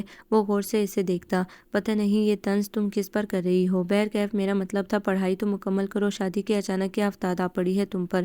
وہ چپ رہی۔ اصل میں آج علاوہ خالد کے بابا نے بھی کہا تھا میں تمہاری مرضی معلوم کروں۔ میں نے ان سے معذرت بھی کی تھی کہ تم اپنی مرضی سوا میرے کسی کے سامنے بھی ظاہر کر سکتی ہو، لیکن انہوں نے اعتبار نہیں کیا۔ بہتر ہے تم اپنا مسئلہ خود ان کے سامنے لے جاؤ۔ اور ہاں، وہ جاتے جاتے پھر پلٹ آیا، اور جو کچھ کہنا ہو صاف صاف کہہ دینا، یہ نہ ہو تم دونوں کسی غلط فہمی کی بھیڑ چڑھ جاؤ۔ ایش ٹرے اس کے ہاتھ کی پہنچ میں تھا۔ کتنی شدت سے اس کا جی چاہا اس کی کھوپڑی کھیل کھیل کر دے۔ اس کا کچھ نہیں بگڑتا، اس کا کبھی کوئی کچھ نہیں بگاڑ سکتا۔ وہ بلا وجہ ہی گھٹنوں میں منہ دے کر رونے لگی۔ اگلا سارا دن وہ آفس بھی نہیں گیا اور لوگوں کے سب سے کھیلتا بے وجہ جھنجھلاتا رہا۔ بلا وجہ ہی اس نے اکبر کو جھڑکا، نواز کو ڈانٹا اور رشیدہ پر اس وقت تک ڈسٹنگ کرنے کی پابندی لگا دی جب تک وہ آس پاس موجود تھا۔ حتیٰ کہ ندا رحیم جیسے بہار کے تازہ جھونکے کی آمد بھی اس میں خوشیوں کے پھول وغیرہ نہیں کھلا سکی۔ رشیدہ بیگم ندا رحیم کی آمد کی اطلاع لائی تو کسی ممکنہ خوشی کے تصور سے اس کا چہرہ کھلا جا رہا تھا۔ دانت کچھ تو ویسے ہی بڑے تھے، پھر خوشی کی بہتات سے انہیں اندر رکھنا اور بھی مشکل ہو گیا تھا۔ ندا بی بی آئی ہیں جی؟ اس نے سر سے پاؤں تک اسے گھورا۔ تو اندر بلاؤ۔ مجھے کیا بتانے آئی ہو؟ وہ باہر کھڑی رہیں گی کیا؟ وہ کھڑی تو نہیں ہیں، گاڑی میں بیٹھی ہیں۔ رشیدہ اصل میں بہت قابل بھی تھی۔ رشیدہ وہ دانت پیس کر بولا تھا۔ جاؤ انہیں اندر لے کر آؤ۔ اور تم کہاں جا رہی ہو؟ بیٹھی رہو چپ چاپ۔ وہ گن گن کر قدم رکھتی لاؤنج میں آئی تو زوہا مارے باندھے بیٹھی بڑبڑا رہی تھی۔ وہ صرف احتراماً کھڑا ہوا اور پھر لاتعلق سا ہو گیا۔ بی بی سے پوچھو ان کی کچھ خاطر کرو۔ رشیدہ خاطر کرنے چلی گئی اور اس کے حکم کے موجب چپ چاپ بیٹھی رہی، اور وہ خود بھی گھنگ تھا، گمسم چپ چاپ۔ ان دونوں کی شاید لڑائی ہوئی تھی، تبھی پچھلے کئی دنوں سے اس پر موڈ سوار تھا۔ شام میں خالد کی اماں فائنل کے لیے آ گئیں۔ کوئی بھی ذہنی طور پر تیار نہیں تھا سوائے خالد کے، جو جھوم رہا تھا اور بار بار گھر والوں سے چھپ کر تزدیدہ نظروں سے سامنے بیٹھی زوہا پر مد برسا رہا تھا۔ اس وقت جس کی توجہ کا مرکز انگوٹھے کا ناخن تھا، خالد کی اماں بار بار اسے سینے سے لگا رہی تھی اور عامر کو محبت کے اس ضرورت سے زیادہ اظہار پر جھنجھلاہٹ ہو رہی تھی۔ البتہ بابا کا خیال تھا فیصلہ اگر یہی ہونا ہے تو اسی دن میں کیا حرج ہے، لڑکے والوں کی خوشی بھی ہو جائے گی۔ اماں تو انگوٹھی نکالے ایسے بیٹھی تھی جیسے پری مل گئی تھی۔ آج بوجھ اتار کر جائیں گی۔ اس کے نہ آئی تو رشیدہ ہی سہی، لیکن ہوا یہ کہ ان کی بہت زیادہ خاطر کر کے بہت عزت و احترام سے ان کو آخرکار رخصت کر ہی دیا گیا۔ ابھی آخری فیصلہ نہیں ہوا تھا۔ لڑکی کی پھوپھی اور چچا بھی ہیں، ان کی رائے بھی قابل احترام ہے۔ وہ بابا کی شام کی چائے ان کے کمرے میں لائی تو وہ اپنے بستر پر لیٹے، ہلکی رضائی گھٹنوں تک پھیلائے کسی سوچ میں گم تھے۔ لیمپ کی روشنی کا بیمار سا سایہ ان کے چہرے کو مزید افسردہ اور بیمار بنا رہا تھا۔ وہ اسے دیکھ کر مسکرائے تو لیکن زوہا کو لگا یوں ہی مسکرائے ہیں۔ بیٹھ جاؤ۔ انہوں نے اپنے بستر پر ہی اس کے لیے جگہ خالی کھڑی کر دی۔ انہوں نے اسے غور سے دیکھا، شاید وہ چپ کر روتی رہی تھی۔ بابا، مجھے آپ سے ایک بات کرنی ہے۔ کتنی دیر کے لیے بابا کی ہمتیں ختم ہو گئیں۔ پتہ نہیں نادانستگی میں وہ اس پر ظلم کر رہے تھے یا رحم، لیکن ایک اجنبی شخص سے شادی جیسا بڑا فیصلہ بغیر کسی چھان پٹک کے آنن فانن بھی تو نہیں ہو سکتا نا۔ ہاں کہو، انہوں نے بہت دھیمی آواز میں کہا تھا، اور بے فکر رہو، جیسا تم چاہو گی ویسا ہی ہوگا۔ پرومس بابا۔ اس کا چہرہ چمک اٹھا۔ میں واپس جانا چاہتی ہوں، آپ مجھے چھوڑ آئیں گے؟ مجھے کسی سے منگنی نہیں کرنی، نہ خالد سے نہ کسی اور سے۔ میں اتنے ہی دن کے لیے آئی تھی، پھر میں نے ابا کی قبر بھی نہیں دیکھی۔ بابا ایک دم بہت زیادہ دکھی ہو گئے۔ کتنی دیر وہ اس کی شکل دیکھتے رہے۔ تم نے بھی اپنے باپ کی طرح طے کر لیا ہے، مجھے دکھ دیتی رہو گی، میرا اعتبار نہیں کرو گی اور اپنے باپ کی طرح مجھے چھوڑ کر چلی جاؤ گی؟ بتاؤ میرا کیا قصور ہے؟ وہ ان کے سینے سے لگ کر بے ساختہ رونے لگی۔ یہ پہلی مرتبہ تھی اور اسے خود پر قابو بھی نہیں رہا، ورنہ اس طرح کی تھریکل سچویشن اسے خود بہت بری لگتی تھی۔ بابا پلیز بابا۔ آنسو ہچکیاں جیسے دفتن اس نے خود سے اختیار کھو دیا تھا۔ کتنے عرصے تو وہ مضبوطی سے پاؤں جما کر کھڑی رہی تھی، پر کب تک؟ آپ وعدہ کریں آپ میری شادی کی بات نہیں کریں گے؟ مجھے بھی اس سے دکھ ہوتا ہے، ایسا لگتا ہے جیسے میں سب کے لیے مصیبت بن گئی ہوں، بوجھ ہو گئی ہوں۔ مجھے یہاں رہنے سے وحشت ہونے لگی ہے بابا، یہاں سب میرے لیے اجنبی ہیں، کوئی مجھے پسند نہیں کرتا اور آپ کے سوا کوئی مجھ سے محبت بھی نہیں کرتا۔ ہائے ہائے، وہ اس کے آنسوؤں کی ایک دم یلغار سے گھبرا گئے۔ اچھا آنسو تو پہنچو اور یہ بتاؤ، شادی کی بات ہی نہ کریں سرے سے یا خالد سے نہ کریں؟ وہ بہت روئی تھی، لیکن بابا ہنس رہے تھے۔ اس گھر کا انداز ہی عجیب ہے۔ وہ اپنی طرف سے تو روٹ کر سیڑھیوں پر جا بیٹھی تھی، صبح سے وہ ذہنی بوجھ تلے دبی جا رہی تھی۔ آخر تو اسے کوئی فیصلہ کرنا ہے باعزت اور باحترام، جس سے خودداری مجروح ہو نہ عزت نفس پر آنچ آئے، بلا سے دل کے ٹکڑے ہوتے رہیں۔ سریا نے بلایا ہے، چلو گی؟ اس نے مخاطب کی طرف گردن گھما کر نہیں دیکھا، اس کا سر بوجھ سے شل ہو رہا تھا اور وہ صبح سے ہر ایک پر جھنجھلا کر اور چلا کر اب چونچالی کے موڈ میں آ گیا تھا۔ اس نے کہا ہے اب کی مرتبہ تم اکیلے نہ آنا، میں نہیں جانا چاہتی، تم کپڑے بدلو گی یا میں ایسے ہی اٹھا کر گاڑی میں ڈال دوں؟ وہ حتمی انداز میں سچ مچ ہی اس کے سامنے آ گیا تھا۔ وہ خوفزدہ ہو گئی۔ میں آتی ہوں 10 منٹ میں۔ اور جب وہ 10 منٹ سے پہلے ہی بھاگتی ہوئی واپس آئی تو وہ اسٹیئرنگ پر بے صبری سے بیٹھا ہارن دبا رہا تھا، حالانکہ وہ وقت سے پہلے آ گئی تھی۔ وہ پھر بھی بڑبڑائے جا رہا تھا۔ ابھی گاڑی آدھا کلومیٹر بھی نہیں چلی تھی کہ اس نے بڑبڑاہٹ کے ساتھ ساتھ گاڑی بھی بند کر دی۔ ساری دنیا پر اعتبار کر سکتی ہو تم سوائے میرے، ہے نا؟ اور یہ آنکھیں کیوں سوجی رہتی ہیں تمہاری؟ اگر تمہیں میرے ساتھ جانا پسند نہیں تو صاف انکار کر دیا کرو، یہ آنسو بہانے کی کیا ضرورت ہے؟ میں کب آنسو بہا رہی ہوں؟ اس نے جھنجھلا کر کہا تھا۔ اچھا، اور یہ گالوں پر گیلا گیلا کیا ہے؟ اس نے اس کا ہاتھ جھٹک کر اپنا رخ کھڑکی سے باہر کر لیا تھا۔ بلا وجہ فری ہونے کا مطلب؟ اور تم نے یہ کس پر الزام لگایا ہے کہ سوائے بابا کے تم سے اس گھر میں کوئی محبت نہیں کرتا؟ حالانکہ ابھی کل ہی اکبر کہہ رہا تھا اور نواز بھی۔ اس نے گھبرا کر پھر اپنا رخ پلٹ لیا۔ بابا نے بے ایمانی کی ہے، وہ کبھی سوچ بھی نہیں سکتی تھی ایسے نازک جذباتی سین کو وہ لوگوں کے سامنے پیش کر دیں گے مذاق اڑانے کے لیے۔ اور رشیدہ بیگم تو تمہاری بہت مداح ہیں۔ اسی لہجے میں اس نے اس کا رخ پھر اپنی طرف گھما لیا تھا۔ اور کون رہ گیا ہے گھر میں؟ تم نے کبھی کسی سے پوچھا بھی ہے؟ اور کبھی اس کوئی کو کوئی موقع بھی دیا ہے بات کرنے کا؟ ہر وقت تو ہتے سے اکھڑی رہتی ہو۔ سریا کی طرف نہیں جانا؟ اس کے حلق میں گولے سے اٹک رہے تھے۔ دفتن اس پر کیا افتاد آ پڑی تھی؟ یہ تو جیسے سمجھ میں ہی نہیں آ رہا تھا۔ بہت عقیدت مند ہے تمہارے قصیدہ گو، تمہیں عادت پڑ گئی ہے ہر وقت تمہاری شان میں ایک غزل لکھی جاتی رہے۔ لوگوں نے تمہاری عادتیں بگاڑ دی ہیں۔ میں تمہیں سریا کی طرف نہیں لے جا سکتا کیونکہ اس نے بلایا ہی نہیں۔ ہاں خالد کی طرف لے جا سکتا ہوں۔ لے جا تو آپ ندا رحیم کی طرف بھی سکتے ہیں، اس نے لفظ چبا چبا کر کہا تھا۔ اپنی طرف سے تو بڑا بھاری بدلہ لیا ہے، اطلاعاً عرض ہے میرا اس سے ایسا کوئی تعلق نہیں۔ علاوہ ازیں یہ غلط فہمی تو کبھی اسے بھی نہیں ہوئی، تمہیں پتہ نہیں کیسے ہو گئی ہے۔ تمہیں لوگوں کو صدمے پہنچانے رہنے کی عادت ہو گئی ہے۔ پہلے تم میرے دل سے کھیلتی رہی ہو، اب تمہیں ایک اور دل مل گیا ہے۔ کون معذرت کرے گا اس سے تم کہ میں؟ ندا سے؟ اس نے حیرت سے پوچھا۔ نہیں، خالد سے۔ اس کا لہجہ بالکل سنجیدہ ہو گیا تھا۔ وہ میرا بہت اچھا دوست ہے اور تمہاری رائے جاننے کا شدید خواہش مند بھی۔ اب بتاؤ اسے کون یہ دکھ پہنچائے گا؟ آپ، اس نے بے ساختگی میں کہا۔ آپ عادی بھی ہیں، کتنی بری رائے ہے تمہاری میرے بارے میں؟ وہ ٹھٹک گیا۔ حالانکہ بابا کچھ اور کہہ رہے تھے، الہامی دعوے کر رہے تھے اور سریا وقار اپنی ولایت کا اعلان کرنے والی ہیں کیونکہ سب سے پہلے اس قسم کا انکشاف ان کی طرف سے ہوا تھا۔ اور میں کیا کہوں خالد سے کہ وہ لڑکی تم سے محبت نہیں کرتی، مجھ سے کرتی ہے، یہ دعویٰ کر سکتا ہوں میں؟ ہاں، اس نے بہت آہستگی سے بخشش دی تھی۔ وہ اس کی طرف جھکا اور سیدھا ہو گیا۔ اور دعوے کے ثبوت میں اپنے چہرے پر تمہارے آنسوؤں کے نشان پیش کر دوں اور یہ خشک ہو جائیں تو؟ ہاں، بابا کو کسی دعوے کی ضرورت نہیں، انہیں پتہ تھا یہ سب کچھ ہوگا کیونکہ ان کے خیال میں تم بالکل میری جیسی ہو، ضدی، اکڑ، بدتمیز، گستاخ، بدلحاظ۔ زوہا نے تل ملا کر چاروں طرف دیکھا، کوئی اشرے اس کی پہنچ میں نہیں تھی جو اس کا سر پاش پاش کر دے۔ آپ کو یہ ناول کیسا لگا؟ کمنٹس میں اپنی رائے ضرور دیں۔ ہمارے چینل کو لائک کریں، سبسکرائب کریں، شیئر کریں۔